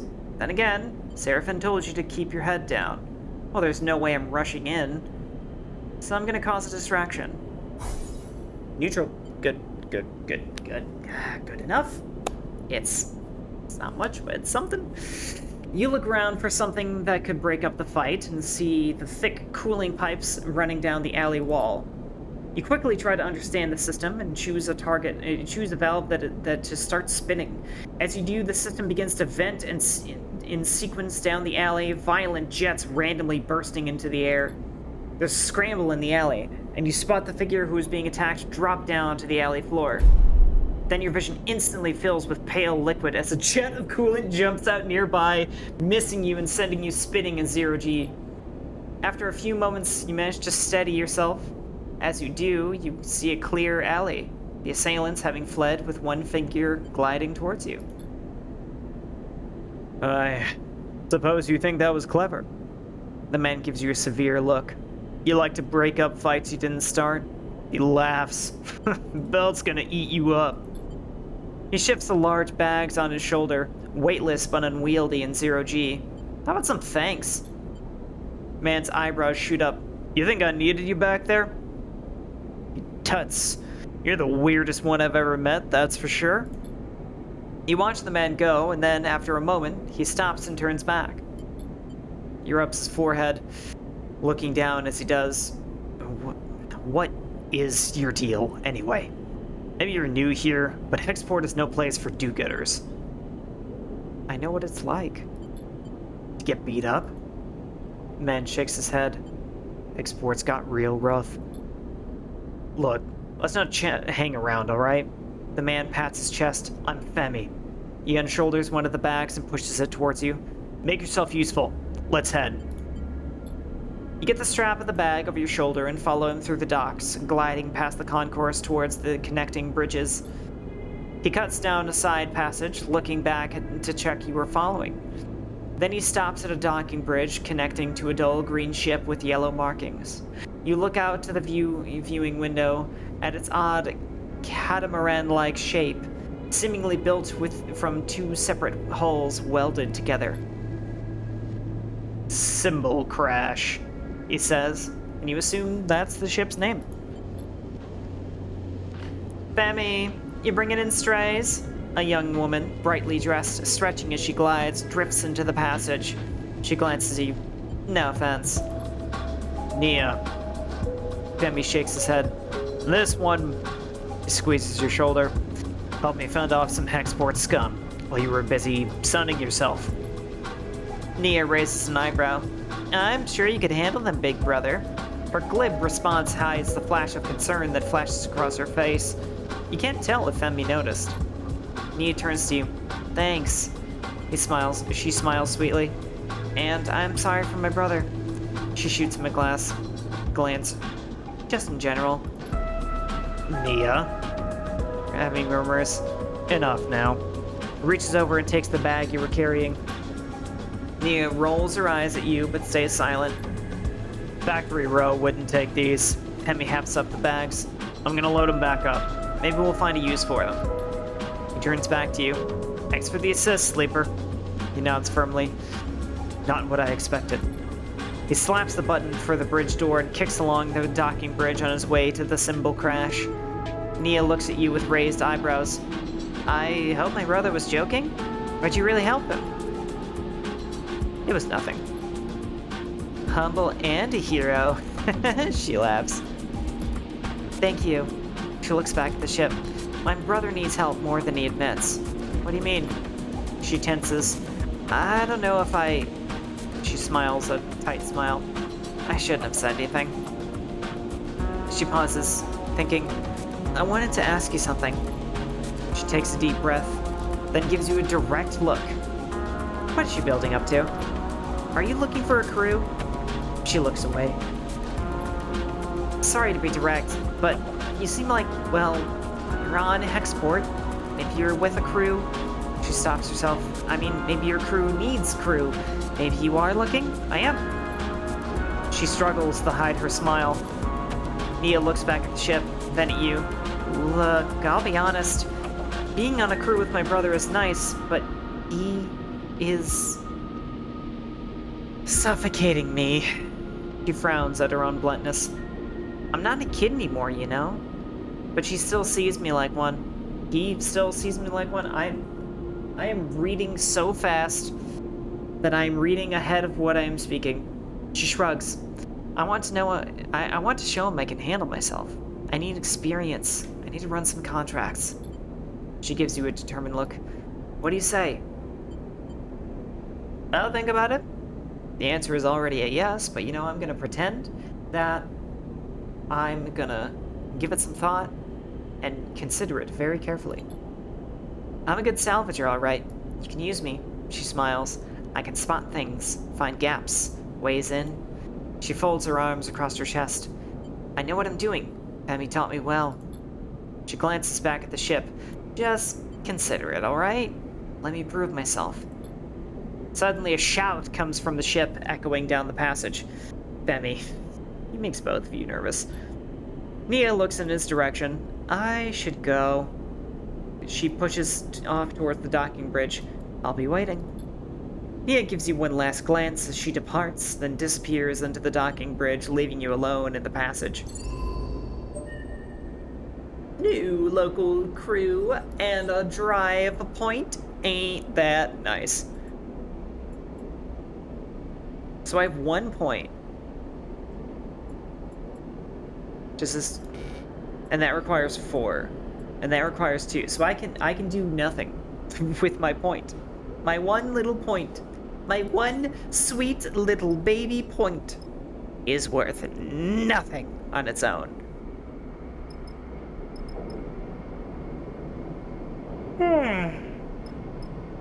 Alrighty. Hey. Question for the peanut gallery. Do I if I was to go do a contract right now, would I have to do it with the exact amount of dice that I have, or does it reset? Like, does it take a cycle to go there and back or something? You gotta reroll. In other words, if I have 4 dice, I can do the contract with 5? It's best to spend your dice before leaving. Okay, cool. That's exactly what I was hoping. Well,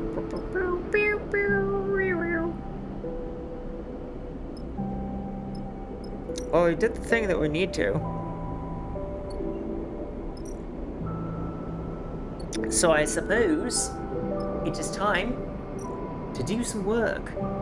Yes.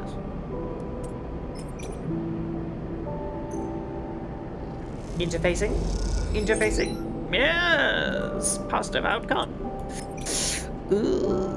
I don't know if I want to do that. Why do I keep getting ones? I have so many ones.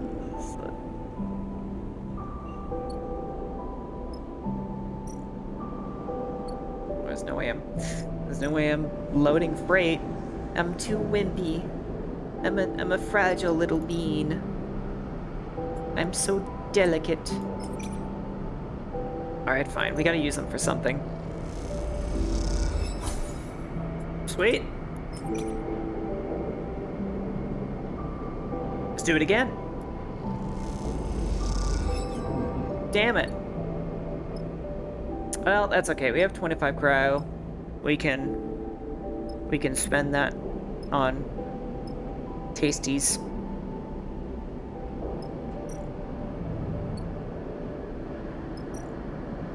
We can buy more than one fry now. Yes.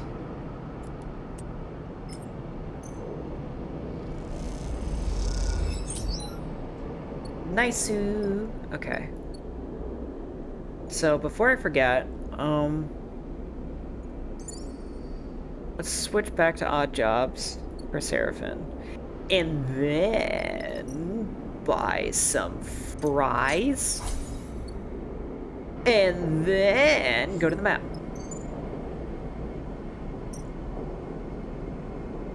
Disable signal source.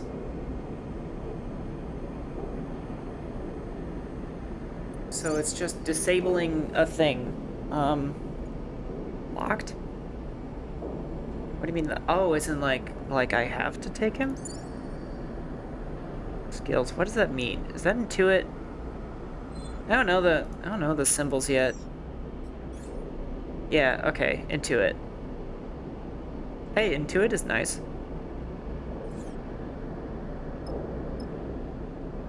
Some career locked in. Yeah, that makes sense.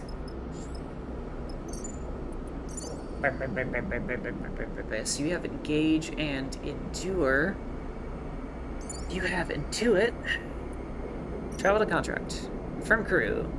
I literally can't do anything else. Pilot is evidently needed. Yeah, who would have thought? What are these freaking dice, dude? It's a drone. Seraphim spots the signal source first, the light barely shimmering off its dark hull plating, a design trait that betrays its covert use. A flash catches your attention and you see a rent in the hole through which the red lights pulse. Wounded. Seraphim shakes his head. Wish they'd finished the job. You've seen one of these before? Seraphim looks back over his shoulder towards you. We've seen one before, don't you? Sorry, I know it isn't your fault. He looks at the drone. Lane had us work on one in a darkside bay, though it was barely a shell. Disarmed and deactivated, he had us searching through its guts for salvage. Even that one gave me the creeps, and it had its core ripped out. He pushes the ship closer. This one is still live. Conway, Nia kisses her teeth. Corporate scum. You glance over at her and you see the fire in her bright eyes. They don't dare to come here and force us out themselves. It's all proxies and drones. She shakes her head. Typical corporate cowards.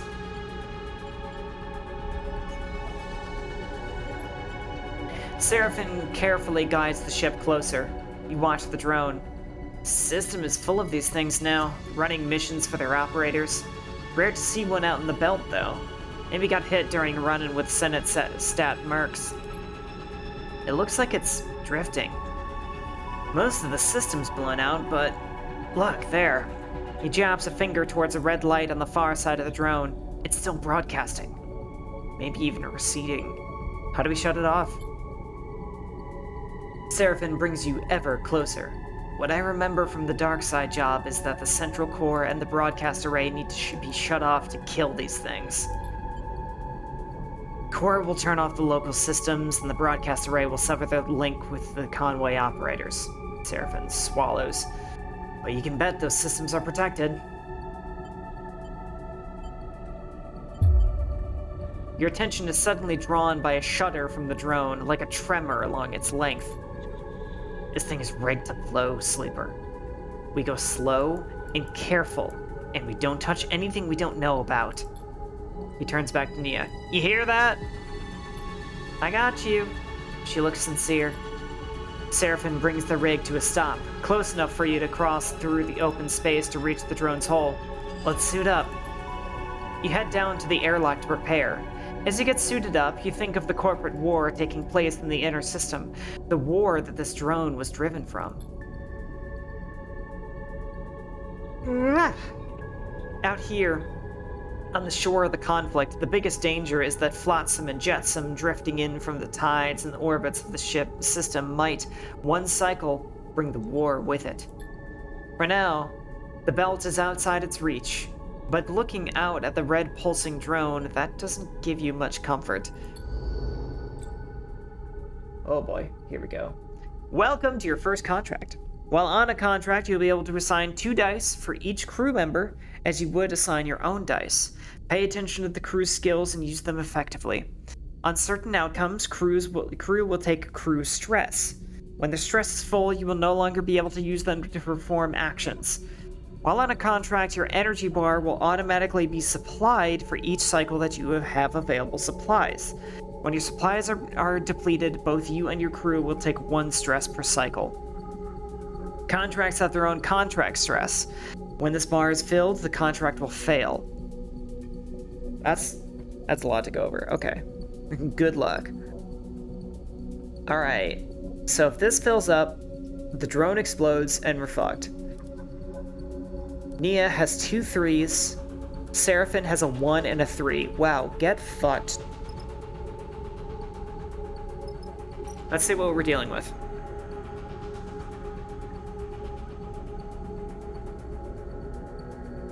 I don't know what this means. I don't know what this means at all. Actually, that would technically finish the I mean, yes, that would complete the contract, but we probably wouldn't live through it.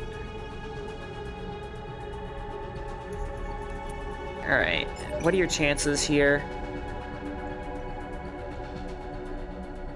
Phew.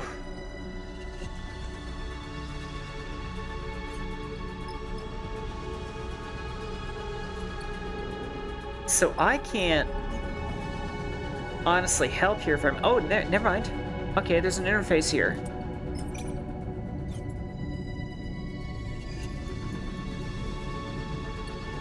Okay, so we have two clocks we have to fill. Broadcast access and control access. I'm guessing if we fuck up, we're gonna increase drone stress. So, I mean, we are literally working with a bomb, so that's something we gotta take carefully. You know what, these...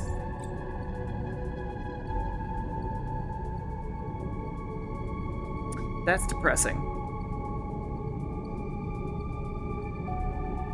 We got... We re-rolled our 2 1s to get a 1 and a 2. Fucking... Alright. That's great. And you know what? This reprogram hatch action is completely up to me. You only reroll 1 die. Oh, it said lowest dice. It said reroll... the verbiage said reroll lowest dice. Did it mean die?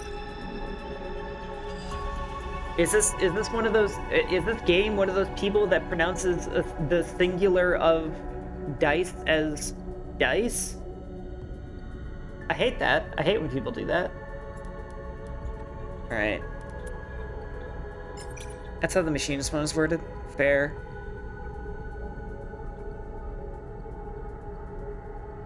Alright. We gotta make a choice sometime. Okay.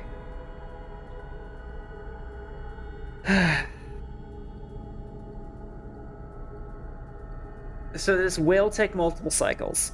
I can already see that. And that's kind of okay because our roll is shit. Our dice are garbage.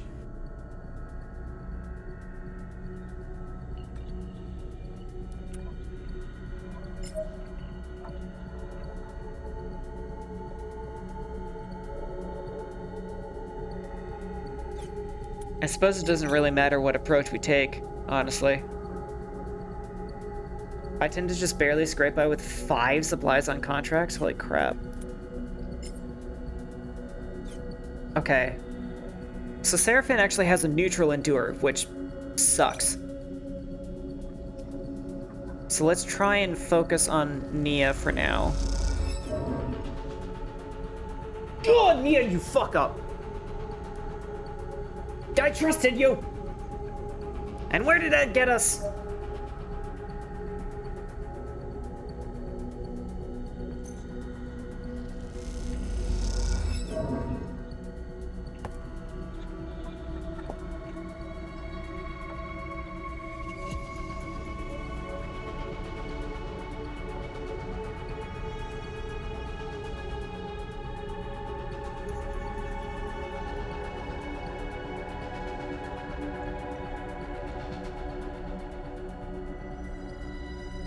I'm gonna throw these two out the fucking airlock.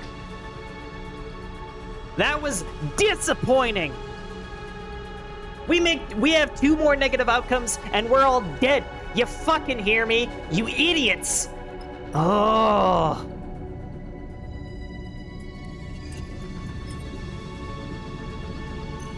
At least I'm not gonna mess it up.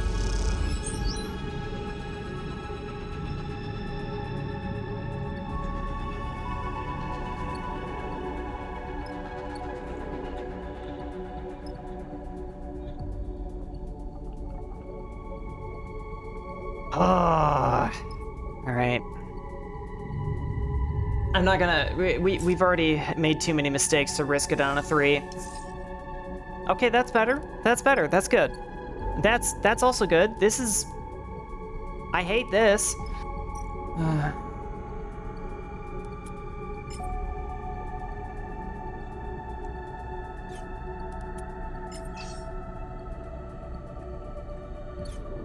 It wouldn't let me remove the die.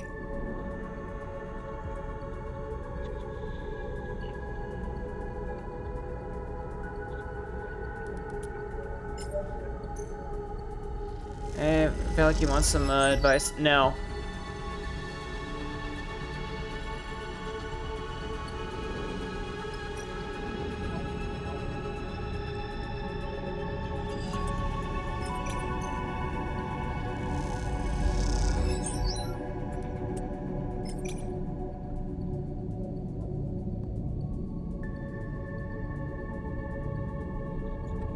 Anyway, with engineering.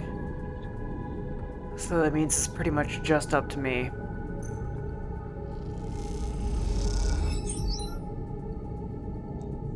Pretty good progress, actually. Alright, I should return to suffering in vivid stasis. Yes. I want to figure this out myself.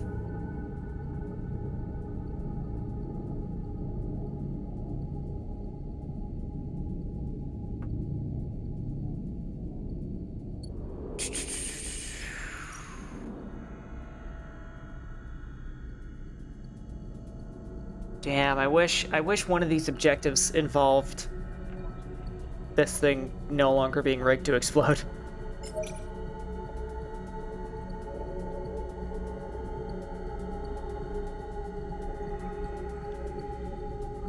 Why?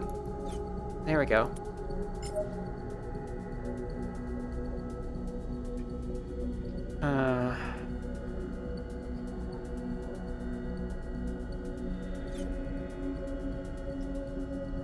I don't know if I am willing to gamble on these dice that we have. These threes are just really depressing. And I can't even really gamble on 25% right now. Not like this.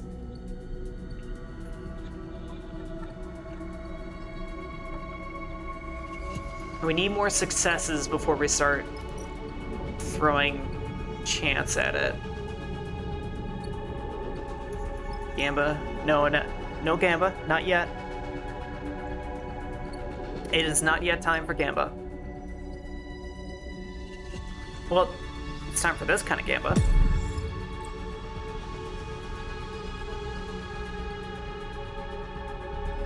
First off, the singular of dice is die. You fuck. Anyway, you have taken damage to a die because of stress. When your dice are rolled at the start of a cycle, your stress dictates if you take damage or not. Higher stress means a higher chance of damage. What? The white markers above the stress bar tell you which numbers will damage your dice when rolled. Each die has 3 dice health. When this is depleted, the dice will break and must be repaired to be used normally. Oh, wow.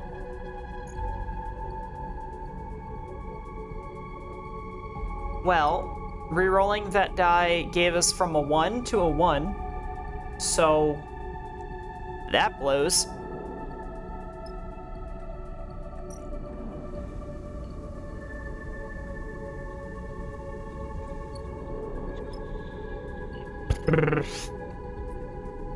Alright, one more cycle. Yeah, not our die that's always shit. Are you kidding me? Oh man! 3 3s, at least Nia has 2 5s. Oh my god.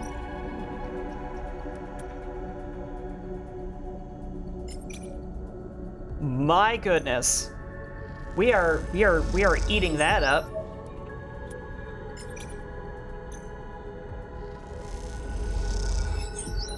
Thank you, Nia, for finally making yourself useful. And thank you, Seraphim, for also doing a good.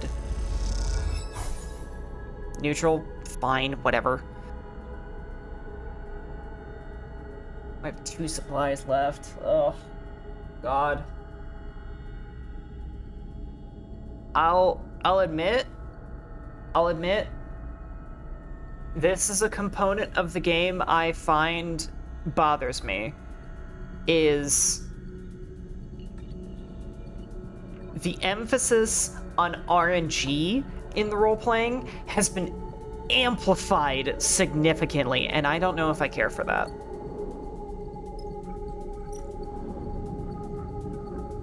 Which might necessitate that maybe I restart the game as Machinist, or as fucking, yeah, like Baldur's Gate 3. Yes, I couldn't get through Baldur's Gate 3. I like D&D. I've played D&D since I was barely in the double digits in age. But I have some issues with RNG as a thing. Yeah, I'm a little annoyed. I guess I'm just a little annoyed to think that in order to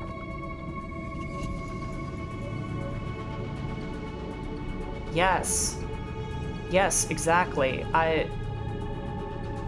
RNG is in a tabletop game or in an RPG setting is really frustrating when you don't fail forward. In D&D, you can RP your way out of bedroll. Well, that's not the way that I want to look at it. In D&D, a failure still tells a good story. A failure can still add to things. But innately in a video game, it's always supposed to be the case that failure, you know, failure just causes a failure state of the game. Failing something is how you lose the game. And I think that might actually be the biggest reason why I didn't care for Baldur's Gate 3, like, as a video game. You can turn a bad roll into a good story moment. Exactly. That's why I like tabletop games, and that's why I don't like video games that are based on tabletop games.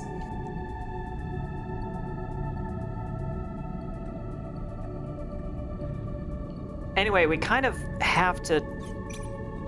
We've got 2 supplies left. We have almost gotten broadcast access.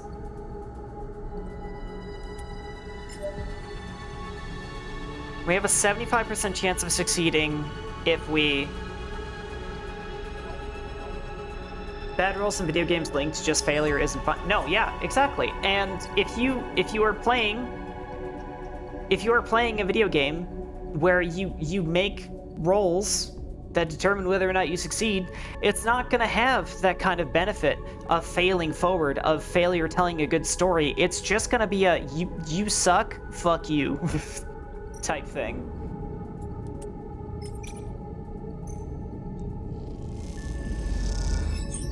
Nice. Nice ice. Okay. Darkest Dungeon in XCOM. Granted, yeah, except, you know, and honestly, but those are two games, well, one game and one genre of game that I ended up not playing anymore because the emphasis was so heavy on RNG.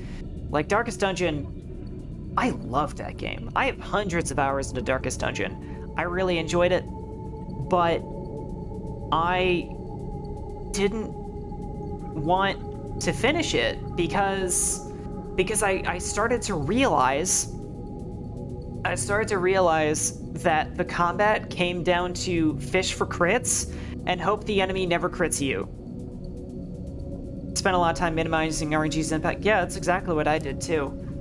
And you can do that to a degree, but like criticals of any kind are just that X factor that you almost entirely can't control.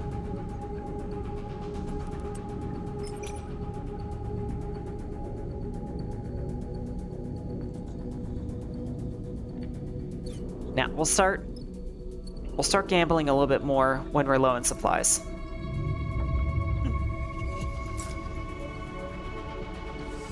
Come on, give us some good. Oh, holy damn, yes! That's what I'm fucking talking about.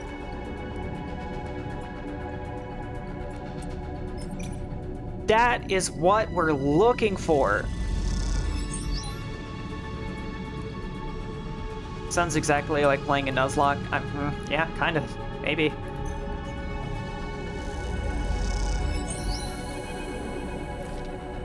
You hear the bleeping immediately. Among the chambers of cabling in the drone's interior, something has started counting down.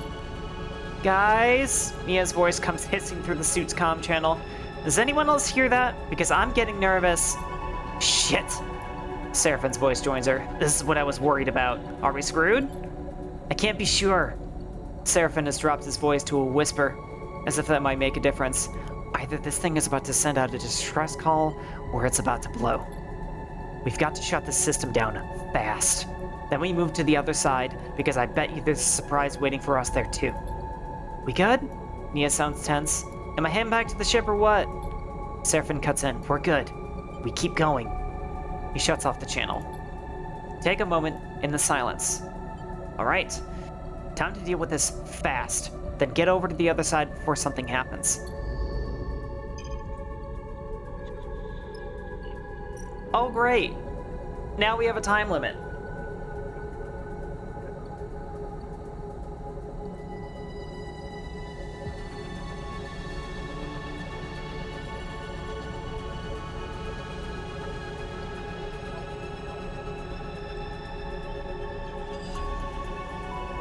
Okay. Disable the core, shut down the broadcast array. Okay, so I haven't done it yet. Ugh. I think the contract is going to end the uncontrolled way, or some starvation work, to put it lightly. Immortal, you have never had faith in me. In any situation. And you better believe I turned that shit around. That being said, yeah, we're probably gonna go kind of hungry. We have one set of supplies left. But I am not gonna fucking roll over and die like you always want me to.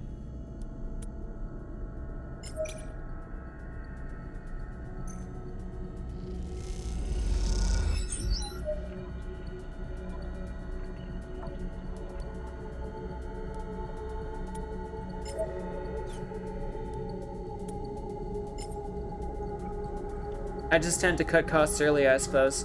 Yeah, well... I look forward to continuing to prove you wrong.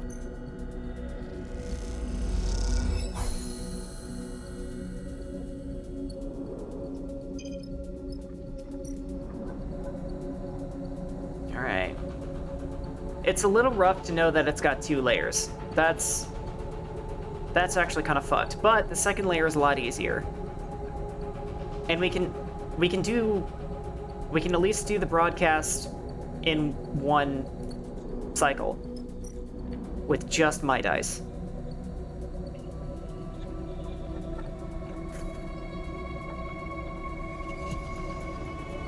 We can actually probably do this in 2 cycles. Or we can probably do this at the very beginning of the next cycle. That's what I'm trying to say.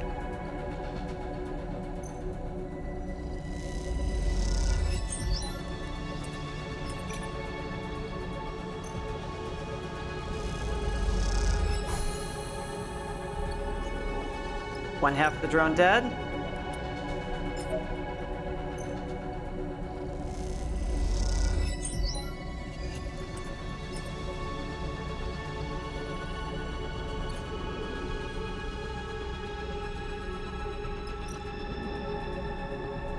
Do we gamble on 1 stress?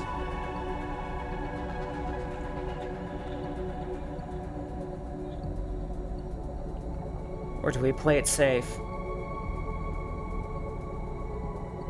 We don't know what awaits us after we take care of this one. I guess I forgot to factor in Nia's bonus. Yeah, you did! So you gotta stop being a naysayer.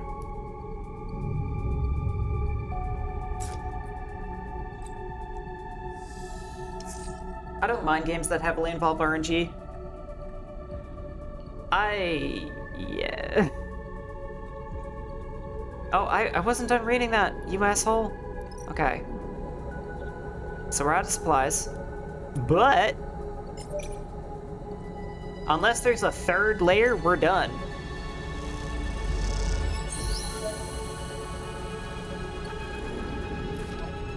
The thrumming, pulsing interior of the drone goes still for the first time since you boarded it. You look across at Seraphin and Nia and share a smile. You all exhale so loudly that it can be heard over the suit's shared comm channel. The drone is dead. One last piece of Conway shit to worry about. Nia grins. We killed it.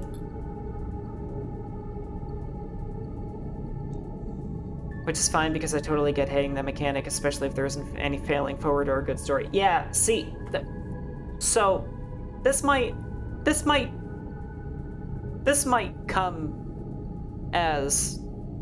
come as a surprise to any of you, but I am very confident in my skills. I am very confident in my decision making, and I like to think that if I set my mind to something, to some kind of skill-based achievement, I can be pretty good at it. But what I cannot account for is a random % chance that can be as that can be as weighted in your favor or against you as the game fucking feels like. And that's what makes me angry about RNG that doesn't involve failing forward, is I cannot account for something completely out of control ruining whatever carefully laid plan that I have. Ugh. Just makes me mad. Like I can do everything right and still fuck up for no reason. That makes me annoyed. Anyway, we definitely pulled through this time though, so I'm not mad yet. I got a little mad for a minute there. Don't get too excited, Seraphin cuts in. It was looking pretty rough when we got here. You make your way back out to the hole, the drone now faintly rolling in one direction, its stabilizers offline. Nia catches up with you and glides towards the rig. We make a pretty good crew, Sleeper. We do. Nia grins widely. She punches you in the arm playfully. You reach the rig's airlock and take one last look at the drone's dark hole. It catches the light as it rolls in the vacuum. I think I'm just used to failure and it doesn't really bother me unless it's Galaxial. I'm still not sure why you can't salvage some of the Conway drone and sell once you're done to I know, right? There's like, there might be a lot of useful material in there. I don't know why you don't take it. And yeah, Star, I try to at least make make failures in Galaxial forgiving and, you know, let you fail forward. But there does still have to be a little bit of risk. I just I'm not a believer in failure meaning, yeah, suck shit, asshole. I tend to plan for everything going wrong. Sure. You can plan for everything going wrong, but you still have to hope for the best.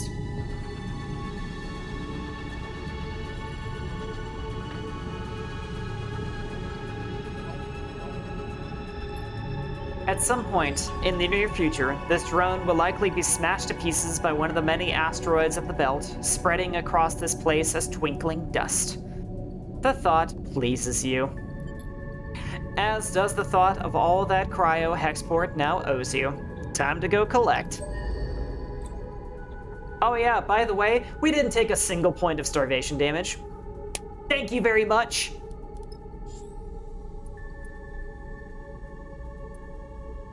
You can now travel back to the HUD. Once you leave, you'll not be able to return. Why would I go back?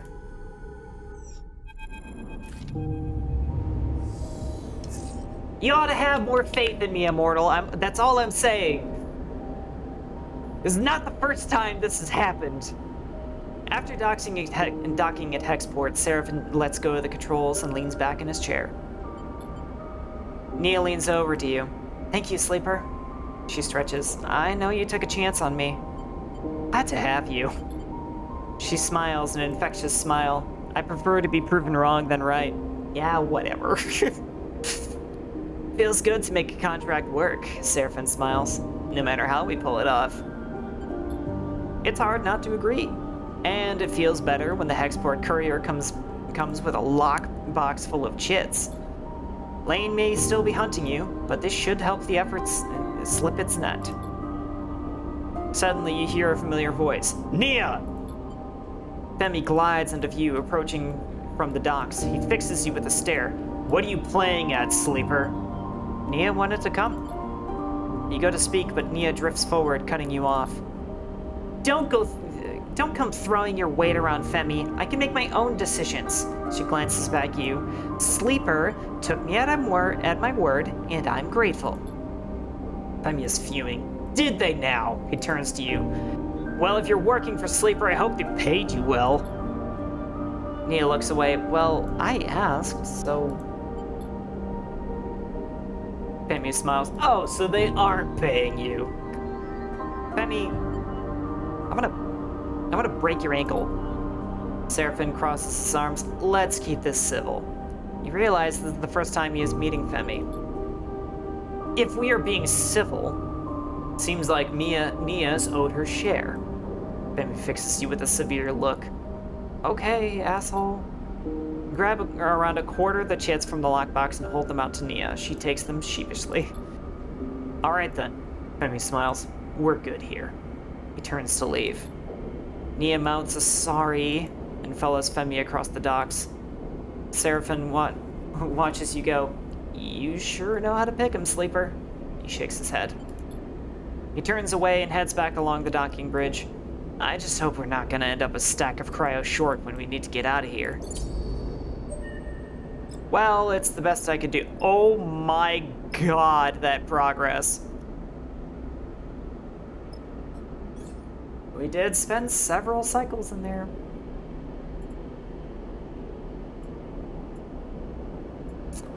One extra die or no dice damage. I'm gonna go with no dice damage.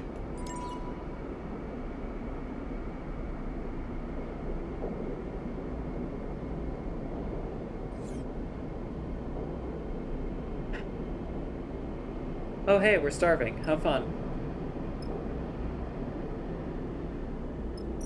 Guess we'll eat some fries! That was actually not really necessarily worth the money. It's more value to eat at the canteen when you actually need that much. Okay, so we basically have to we have no choice at this point but to do the contract.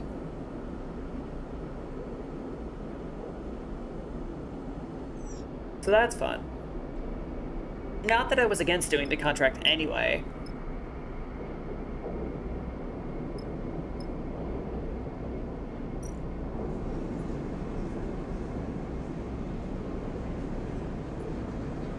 And we're gonna have to go right away if we want to have, like, ample time to actually do the contract and play it safe.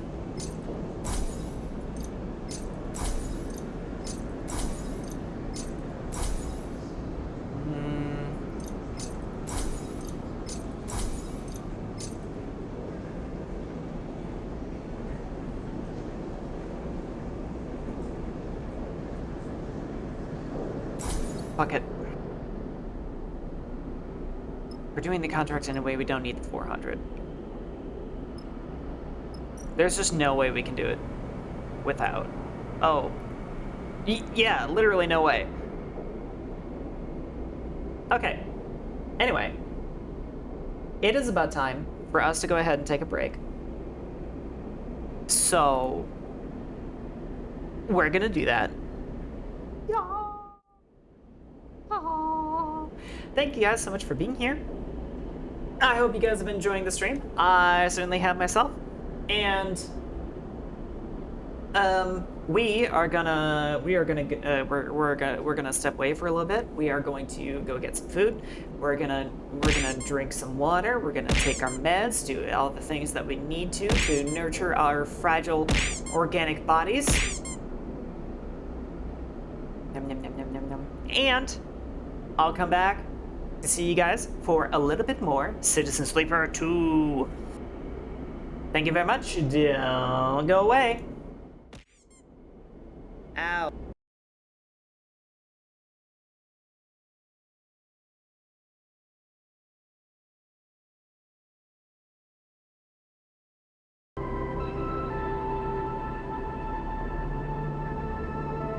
What?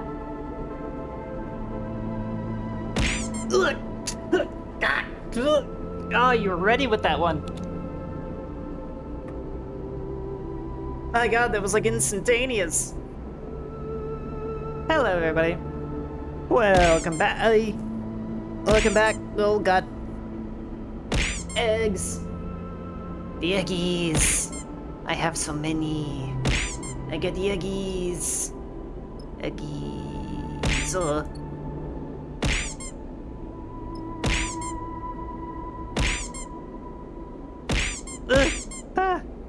boy. Oh my god. The egg assault, it continues. My god. There's so much egg.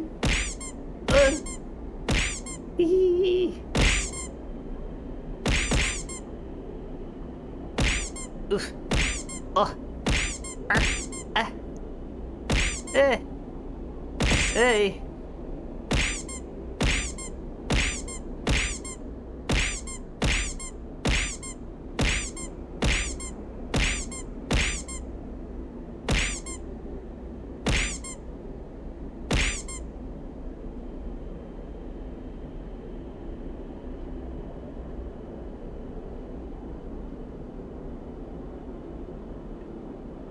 EGG. You broke me. My brain fucking switched off for a minute. Oh my god. And there it is. It continues. Egg. Okay. So, last order of business.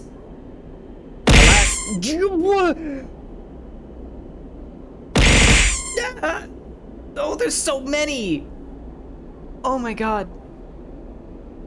Those eggs were really saved up, weren't they? Holy fuck. Anyway, our last order of business for the night is we are going to do this contract. We're gonna do this contract, and we're gonna hope we don't get screwed over by RNG. Even though I find this to be very likely. Hello, Lance.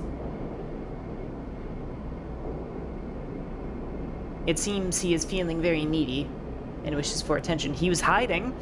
He was nowhere to be seen when I was on break, but now that I'm streaming again, he's like, Mom,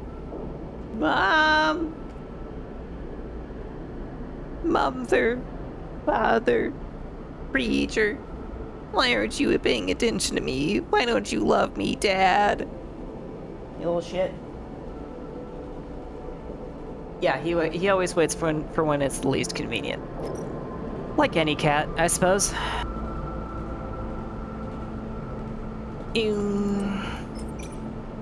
Well, it's not like we can buy more supplies, but...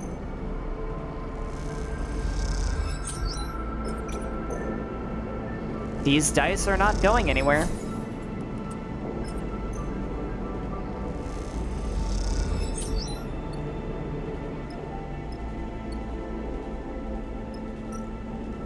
So can this repair?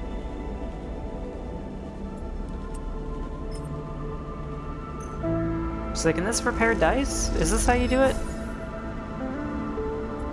I saw that. I saw that weird flashing. It did not appear to. You'll have to find a repair specialist later. Oh, okay. So it just sucks to suck. Got it. Alright, well. I guess we're going. Actually.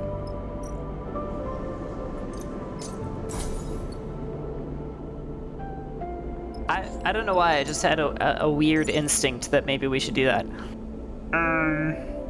Okay, so we can't bring Nia with us anymore, but we can bring Junie. Oh boy. This is gonna be a pain in the ass.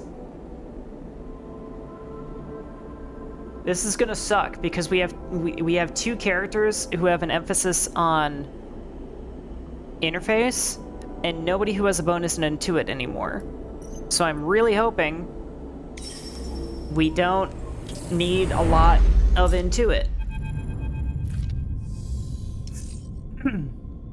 Oh, and look at those dice. Wow, look at those dice. Isn't that just a sack of crap? Could be so much worse, but still, God. Anyway, the Solheim derelict fills the cockpit windows, all twisted plates and skeletal strutwork. You watched it in horror and fascination as Seraphin completed the approach, both of you silent in the presence of this decaying beast. Now, as you settle beside it, Seraphin is the first to break the silence. This thing is already dead. He shakes his head. It's a corpse, Sleeper. He nudges the ship closer, looking for a place to dock. I touch this thing too hard, it'll crumble into dust. What were you expecting? I was expecting... Seraphin squints as he adjusts the rig's wrist thrust. A scrap contract, like you said. Not a death trap. Take us up there. Ask the bridge. Junie points towards one end of the ship, and both you and Seraphin turning around, having forgotten she was even in the cockpit. She hasn't said a word since you departed. She glances at both of your bemused faces. What? She looks away. Sorry, that's where we need to go. She stops pointing. Seraphin nods towards Junie. She's not wrong, Sleeper. The bridge would be a good start. Alright. Seraphin nods and brings the ship under control. Let's do it. Seraphin takes control of the ship, avoiding the debris field closer to the center of the wreck. He settles in position near a protrusion at the far end. This is as far as I'll go. Seraphin taps at the anchoring controls. We should be able to anchor the ship to those plates. You hear Junie begin to protest from behind you, but it is too late. Seraphin fires 2 python-tipped anchor lines at the nearest solid hull plates. The pythons slam into the plates, and despite their solid appearance, they instantly shatter. The fragments spin out across the wreck, slicing into other plates and building a spiraling storm of debris. Shit! Seraphin nudges the ship back and steadies it as the debris cascades around the surface of the wreck. The damage seems mostly superficial, but it underlines just how fragile the derelict is. Let's not do that again. Junie glances between the two of you. The data core will be very fragile. We've got it! Seraphin snaps. He angrily unclips from his seat. Last thing I need is a backseat driver. He kicks off and glides past her into the corridor. Sorry, Junie. No problem. She smiles a weak smile. We all want the same thing here, right? We'll work it out. You follow Seraphin down the passage, with Junie close behind. As you reach the airlock, he is already angrily suiting up, his frustration evident. Hey, keep your cool. Seraphin looks up. Yeah. He glances at Junie. No hard feelings, right? He checks the seals on his shoulders, but this is a job, not a social event. The rest of the preparation process takes place in tense silence, each of you considering the delicate job ahead. You suit up too, though you don't need a helmet to breathe. You slide one on and lock the seals for protection. This wreck isn't going to give up its salvage easily. The core should be near the bridge, maybe even inside it. But there's a lot of wreck here, and there might be good salvage tucked away in the cargo hold. Once the suits are on and the seals are checked, you cycle the lock and stare out at the vast expanse of the twisted hulk before you. Time to go to work. Alright, what are we dealing with? Oh, that's great. We start out with problems. Okay. How's the airlock doing? Can force the lock with engage. We can dissect it with engineer. Well, we don't have engineering, so all we've got is engage. And we need that to get into the bridge. What's going on here? Is this...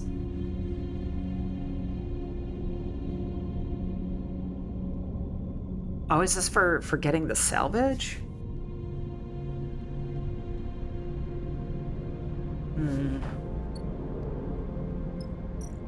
I don't honestly know if I want to do that.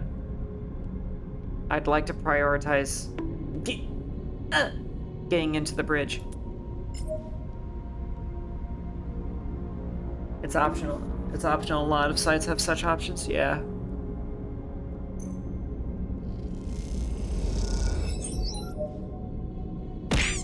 Oof. Hey. Are these eggs of encouragement, Star? Holy crap, she has a significant penalty to engage. Can I remove the die, please? Thank you. Oof. Jeez. But all you've got is interface. What are you doing here, Junie?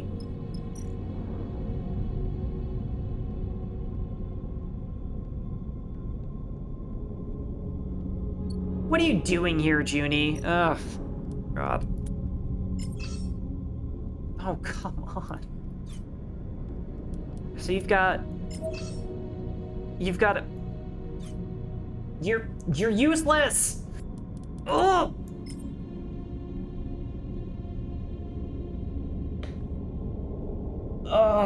We still have a 50-50 even on this. If we get a neutral outcome, since it's a dangerous action, we still have bad side effects. But I don't see a better way. Thank goodness. During a contract, you can use your push ability once per cycle to give you an edge in a tricky situation. Pushing accrues 1 stress. Yeah, we already know this.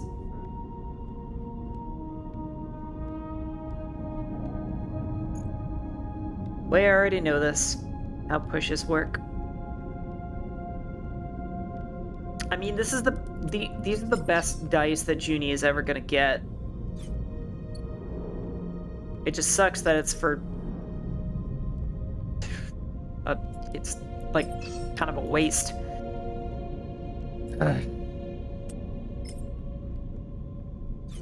I might be willing to gamble on that. Junie is an interfacing specialist with no subskill like Nani. Yes. So honestly, all I am hearing is reinforcement for the plan of firing Junie and never hiring her for anything ever again.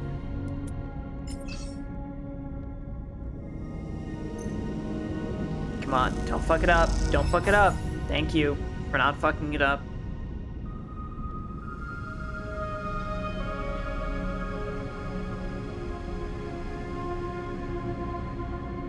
Reasonable assessment given you're an operative. Exactly. I don't need her. She is dead weight right now.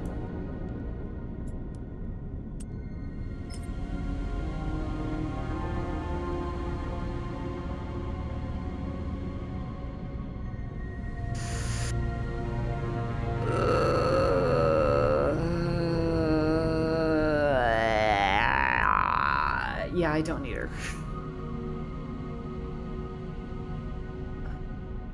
Risk it?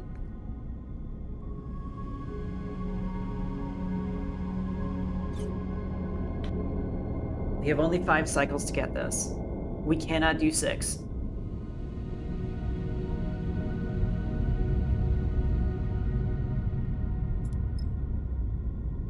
Could we maybe bank on a 6? Fuck it! We get 1 per cycle. You know, I'll take that. That's fine. I'll take it. It's a 50-50, but you know, maybe it'll work out. Ah. Well, you know.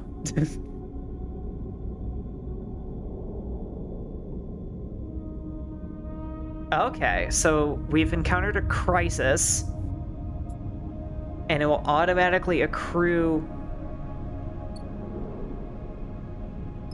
stress. Holy crap, okay. So I need to emergency seal it with Endure. Except Seraphin's dumb ass only has a 1-point die in Endure. And Junie's useless. Alright.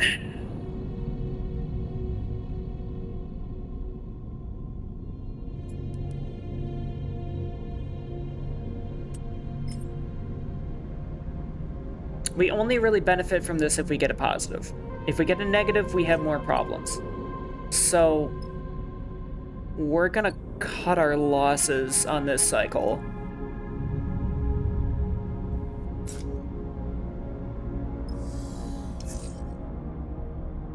Okay, we got a 6. That's something. Seraphin has 2 1s.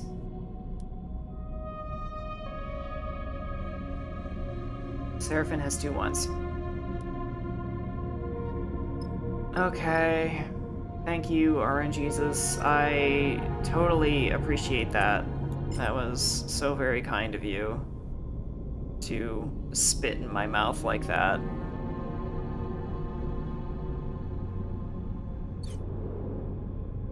Honestly, attempting to fix it is just gonna make it worse.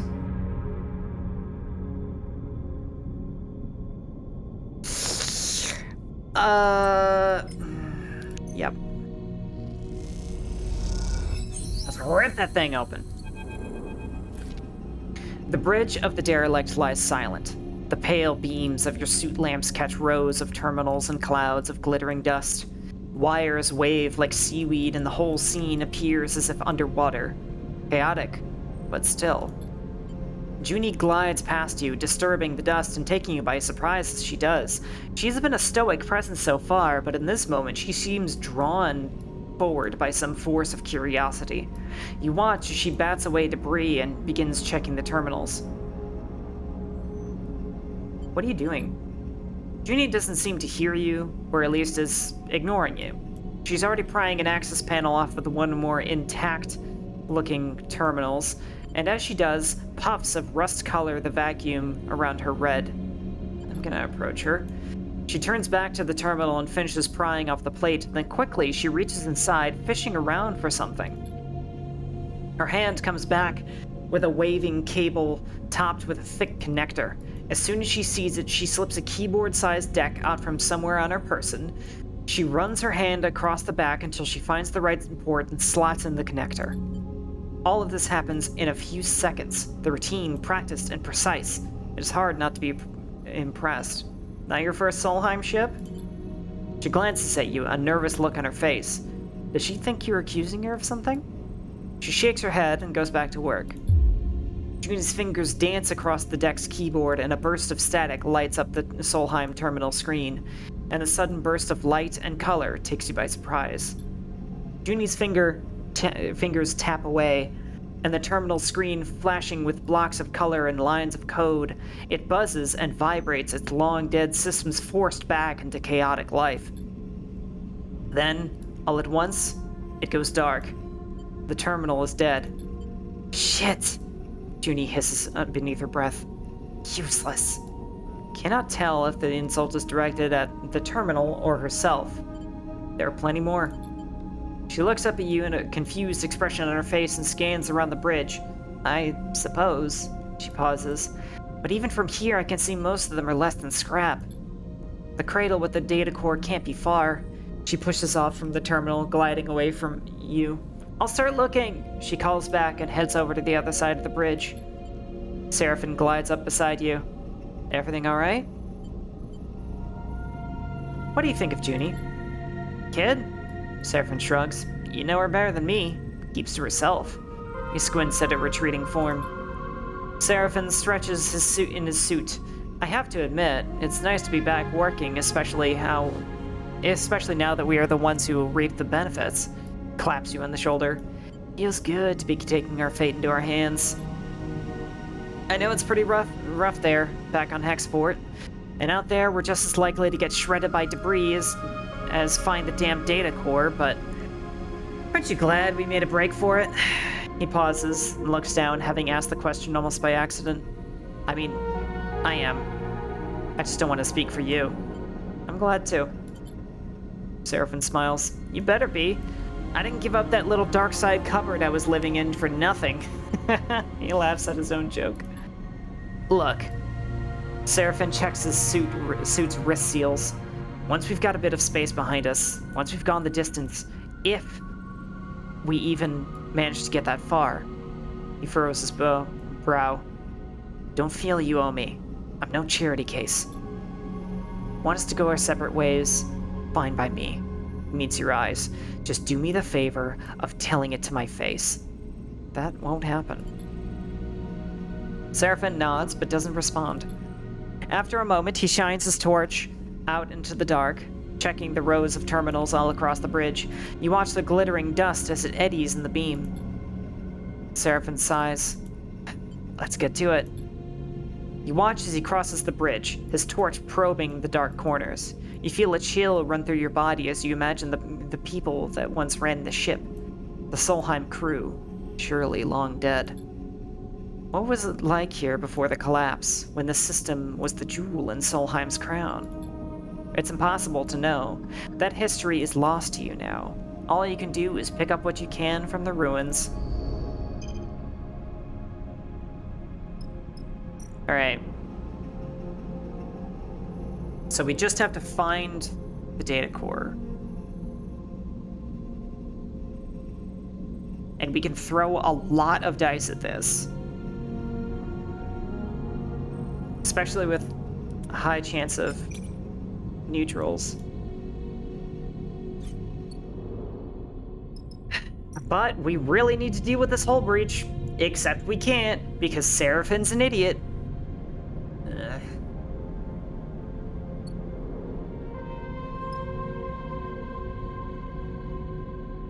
So I guess we hold on for one more cycle and work on the objective, the real objective.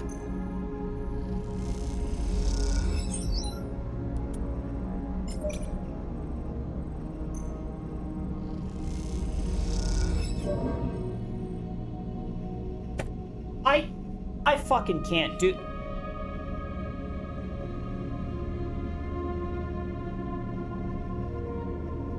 Junie, you're fucking useless. Junie, get off my ship. I don't care how it is that you're gonna get back to the station. Get off my ship. God damn, worthless.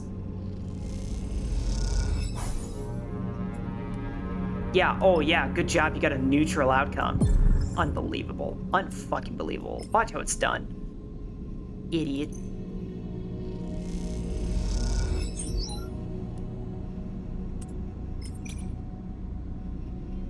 So we're gonna get another crisis now, thanks to Junie. Thanks, Junie. Sure glad I brought you along.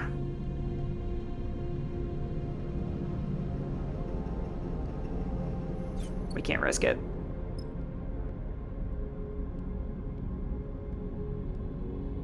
We just can't risk it. Cascade is about to reach a tipping point. Shut up, Immortal. Stop it.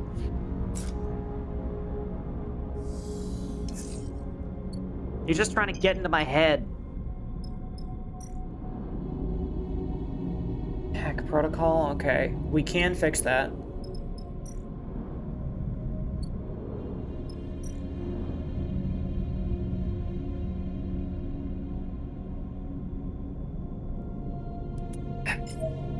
That's barely anything to say for yourself, Seraphin.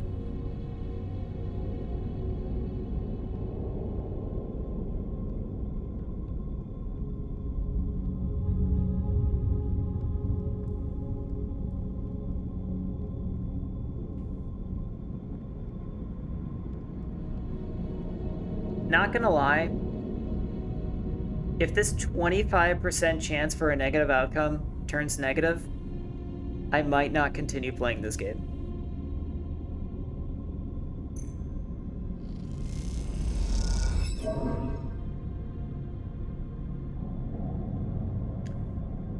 I hate being right. What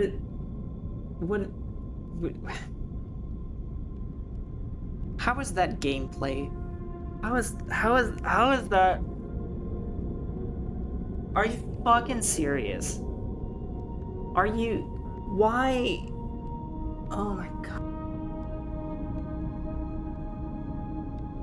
You took such a fun game and you turned it into this.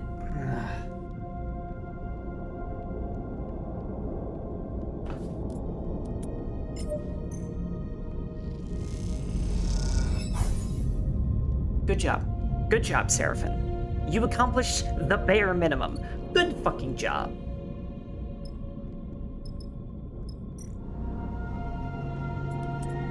Honestly, it's not the difficulty for me. I'm not upset because it's too difficult. I'm upset because I am failing due to things that are outside of my control. because I can account for everything, and it does not change the fact that the game can just spit in my face if it feels like it. I don't really play games that do that.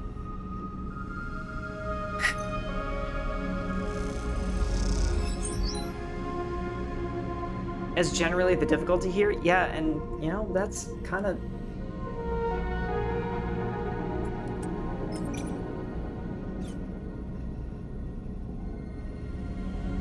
I don't know if that's very good game design.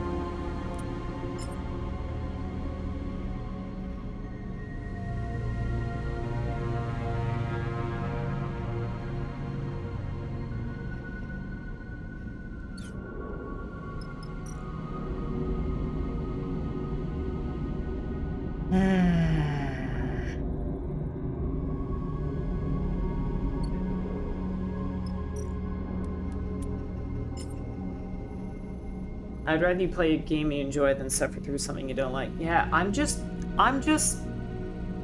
upset because I loved the first Citizen Sleeper, but I don't want... I don't like playing games that are factored almost entirely on luck.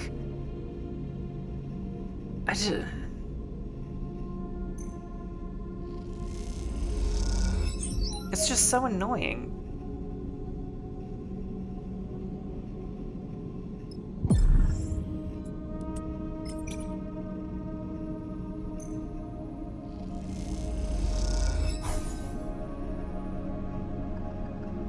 Power the machine is right over there, I'll say. Maybe.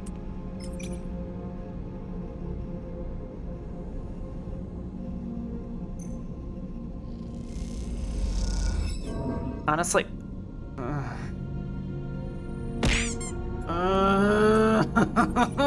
I'm just kind of throwing dice at it until it succeeds.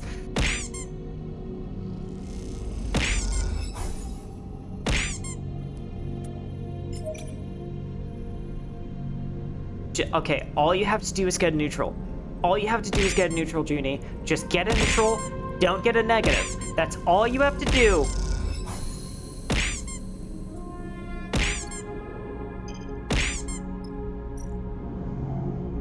And we have another.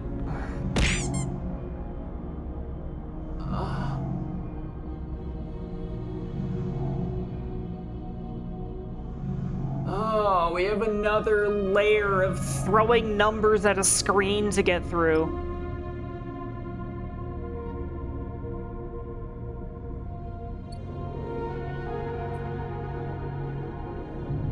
There's nothing we can do for that cycle. Just gotta roll again. Yeah, that's 2 more cycles max given the cascade. I didn't ask, Immortal.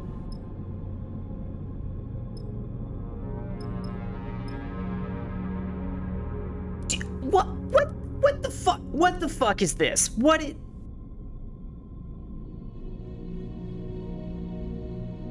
They both have a 2 and a 1. They both have a 2 and a 1. I have a 5 and a 4, and that's it.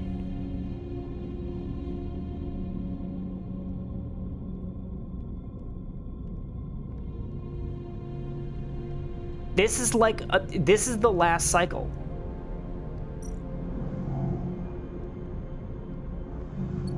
When this cycle ends, the derelict is going to take 3 stress damage. That's going to be it. We have to eliminate 1 source of derelict stress, or we're done. And I don't think we have the dice to even do that.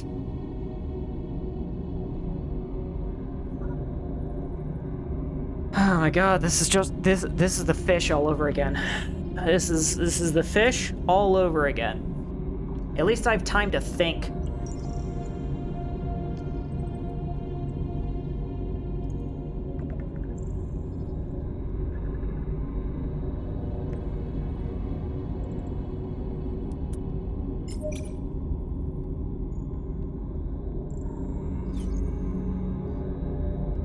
I don't think we're gonna succeed.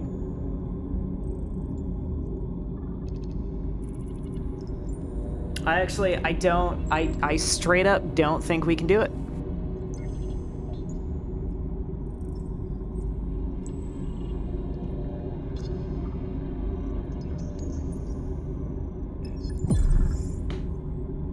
I mean, that helps.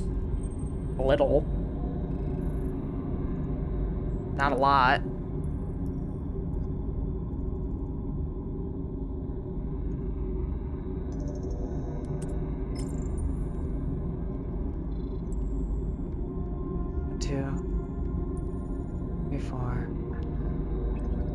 We need to get we need 3 positives in a row to have 1 more cycle to do this.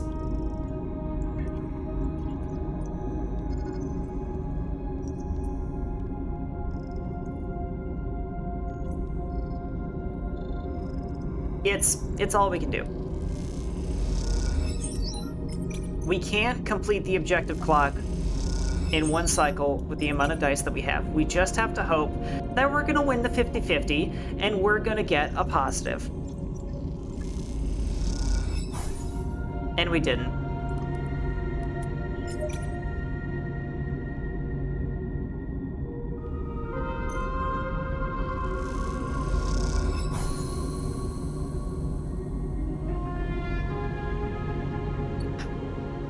Well, we got a neutral at least.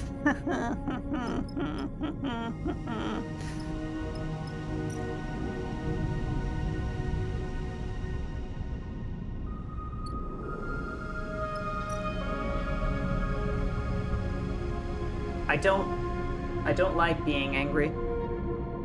I find that anger is an ugly emotion. I know that some of you guys find it to be funny or amusing, but I'm very emotional right now. And it is just a game. I don't like when you're angry. I don't like being angry. I am a force of light and positivity in this world. And I am going to let go of my fury and accept that whatever happens, happens. Either we're going to find a way to get through this, or we're gonna end the stream when this contract fails.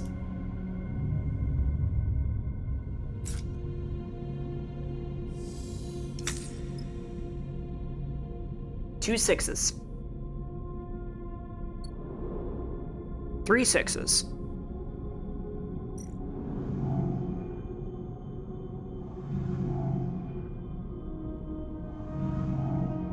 We need 4 positives. We need 4 positives to do this.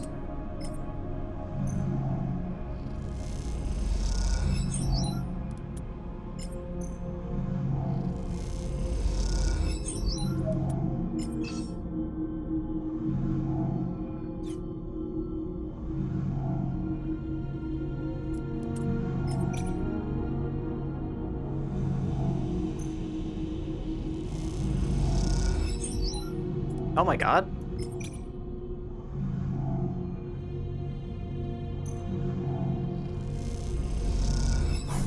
Oh! God!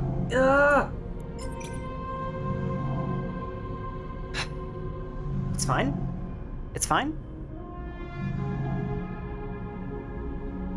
This is the deciding roll, people. This is the roll that decides whether or not we are leaving victoriously or hanging our heads in a bitter, unfair defeat. Lend me your energy, friends. Give me your power and pour it all into Junie so that she doesn't fumble yet again. Thank you for all of that energy, all of those eggs. Let's do this.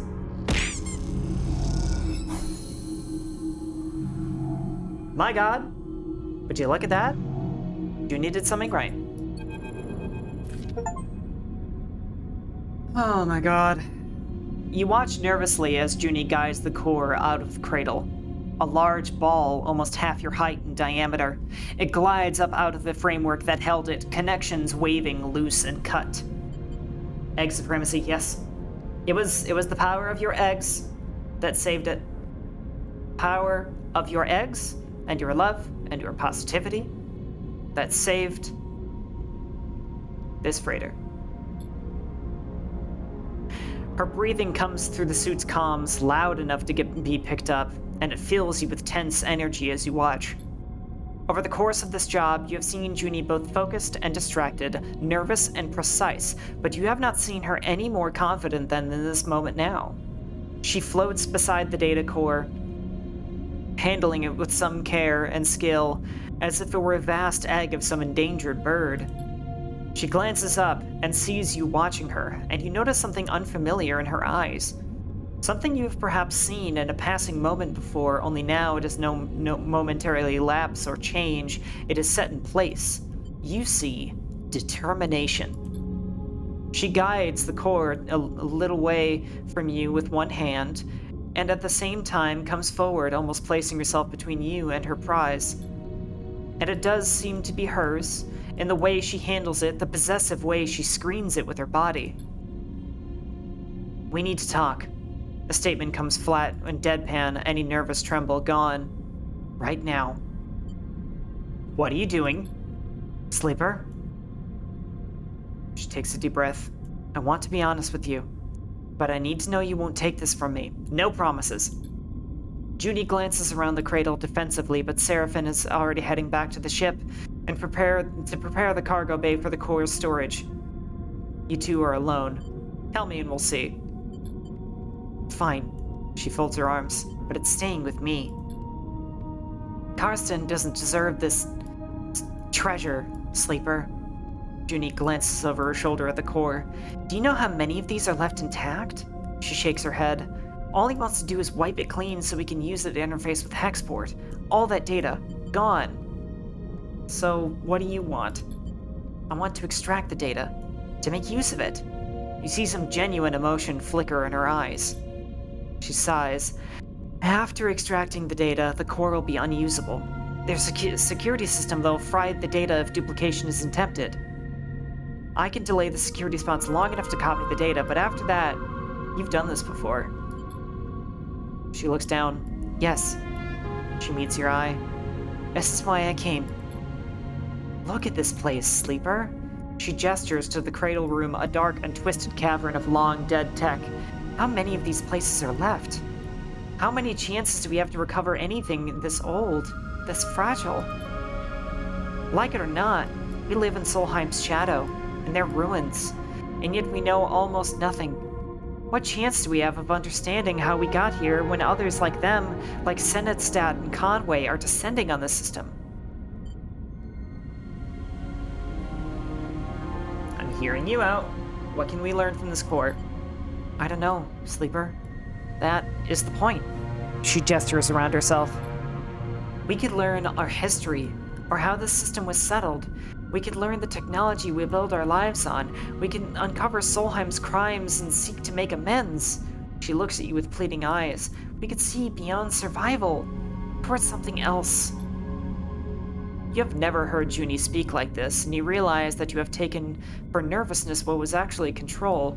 This, the person in front of you defending a decaying data core with her life, is the real Junie.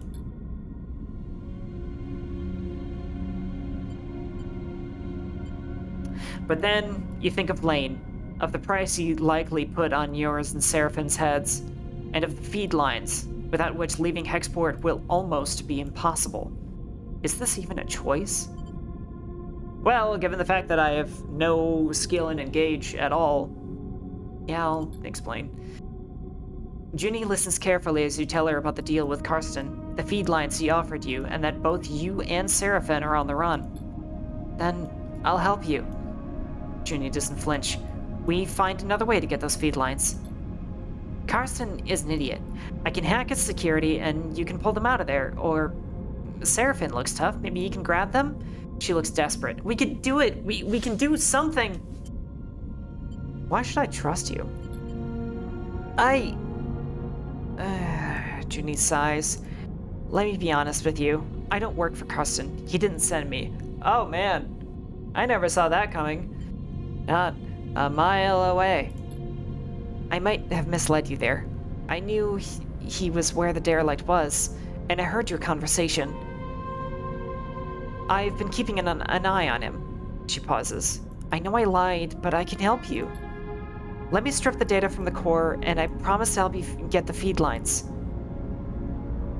She meets your eyes with intensity. It's a lot of information to take at once. You need a second to think. We have 2 cycles. 2.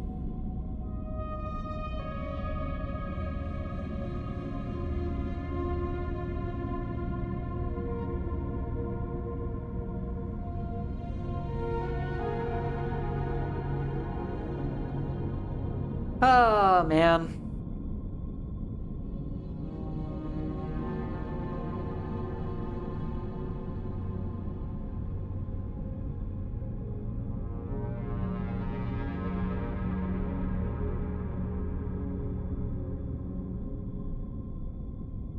I don't know.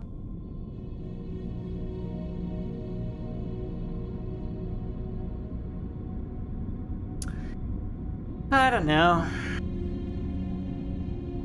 I'm kind of zen at this point.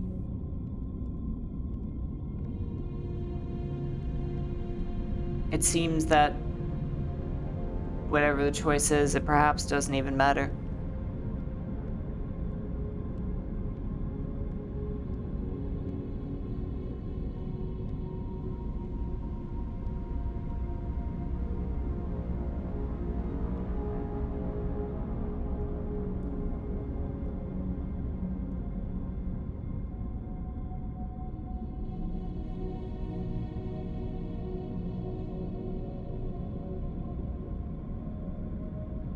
Maybe this is a little dramatic.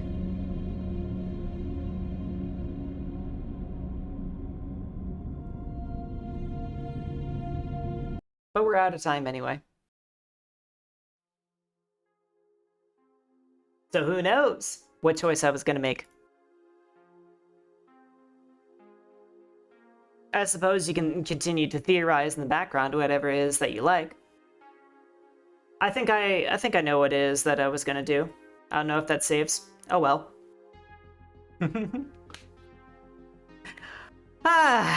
That was liberating. That felt good.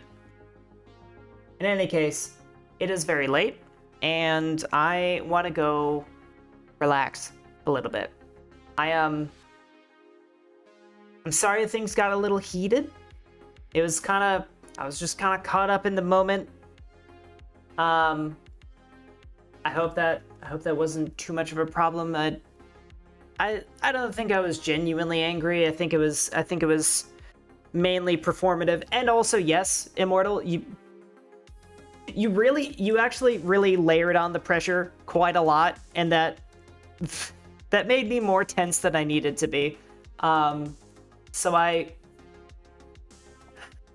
don't know. I don't think I was genuinely rageful, but I definitely did lose my cool, and I apologize for that. I'm better than that. So, in any case, I'm gonna think long and hard about whether or not we're ever gonna play Citizen Sleeper 2 again. Which is really disappointing, because there are things that I really enjoy about this game. And first and foremost, they are the story, and the world, and the universe, and as always, the characters. I really enjoyed these elements of the first game, and I still enjoy them in the second game. I just feel like there are other elements that hurt my enjoyment of the experience significantly. So, I'm gonna give it some thought. and see whether or not I am willing to suffer through RNG upon RNG upon RNG and all of my traumatized gacha/PSO2 flashbacks in order to enjoy what is otherwise a very enjoyable sci-fi narrative and universe. So those are my thoughts. Thank you for all the eggs. Oh my goodness. It wasn't intended to be stressful, just informative given the importance of the contract. I mean, yeah, I can understand the angle of wanting to be informative. Immortal, oh my god, I'm considering these to be eggs of forgiveness. Thank you, everybody. Oh god. So many eggs. Eggies. Oof. Ah. Erg. I restarted once myself as a result of... yeah. There is nothing to forgive. Oh, thank you. I don't know. I don't like anger. These are eggs of love. Oh, yes, thank you. And no, yeah, Immortal, I understand where you're coming from. And I understand you were trying to be helpful, but, like, kind of... you have to put yourself in my shoes a little bit. Everybody's eyes are on me. Everybody's watching to see whether or not I'm gonna fail, and these are things that I'm like definitely accounting for, and additional external pressure just like freaks me out a little bit. I understand though, you were just trying to be helpful. Hi! Oh my god. Thank you everybody for the eggs of love. I love and appreciate every single one of you guys. You're my favorites. You're the good uns.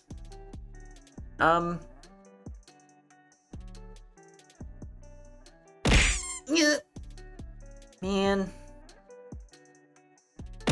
I would love for Tazzy to come back from hiatus. I miss them. You're my favorite. Oh, thank you. Yeah.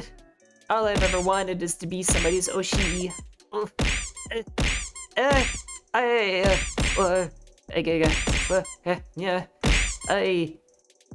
Oof. Oh goodness. Oh golly. Oh geez.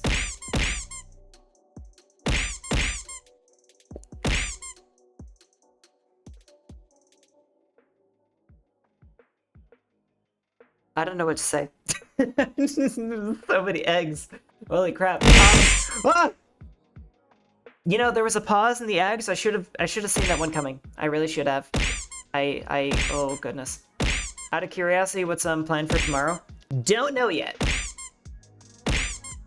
I don't actually know. I didn't think that very far ahead. I might just default to Metaphor. I might not. I feel like I kind of want to pick something new and interesting and give you guys a little bit of a break from Metaphor. Maybe if I'm feeling like energized enough, we can finish Awaria.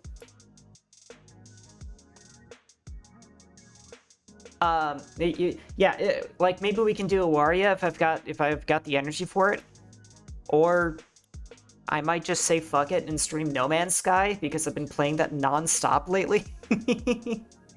And I've been considering. Ooh, Alan Wake is a possibility. I forgot that is a distinct possibility. Yeah, we have options. Yuri Rhythm game. Oh, there's also oh my god. How could I forget? There's also Mystia's Izakaya. Oh, that sounds fun actually. Some nice coziness. Yeah, I think it depends a little bit about on like how the day goes. for the rest of the day for me, I think. Like, how my mental health is, where that's at, and if the rest of the day is stressful, etc., etc. But it's probably looking like it could be Awaria, Alan Wake, maybe that Yuri rhythm game, whose name escapes me at the moment, or Misty Izakaya. Not gonna lie, I'm really actually craving more Izakaya. Now that I've gotten like into the core gameplay loop of that game, I'm so tickled with it. I love it. Oh, that's Vivid Stasis? Okay. Well then maybe. If I'm like, yes, I'm working out some plans. I'll just reiterate though, it depends on how the rest of the day goes. So fishing which I've yet to reach. Alright, so in any case, thank you guys so much for being here. Especially those of you who stuck around till the very end. I love and appreciate every single one of you. And we are going to go ahead and visit Lou, because it's actually been a while. We've been mainly raiding Selvion lately, I think. And I want to see how Lou's doing. So, please, be well to yourself and others until I see you next. And I eagerly await you guys all in the next one. Have a great night now. Great night now. Great night now. Ciao, ciao. Ciao, ciao. Ciao, ciao. Good night.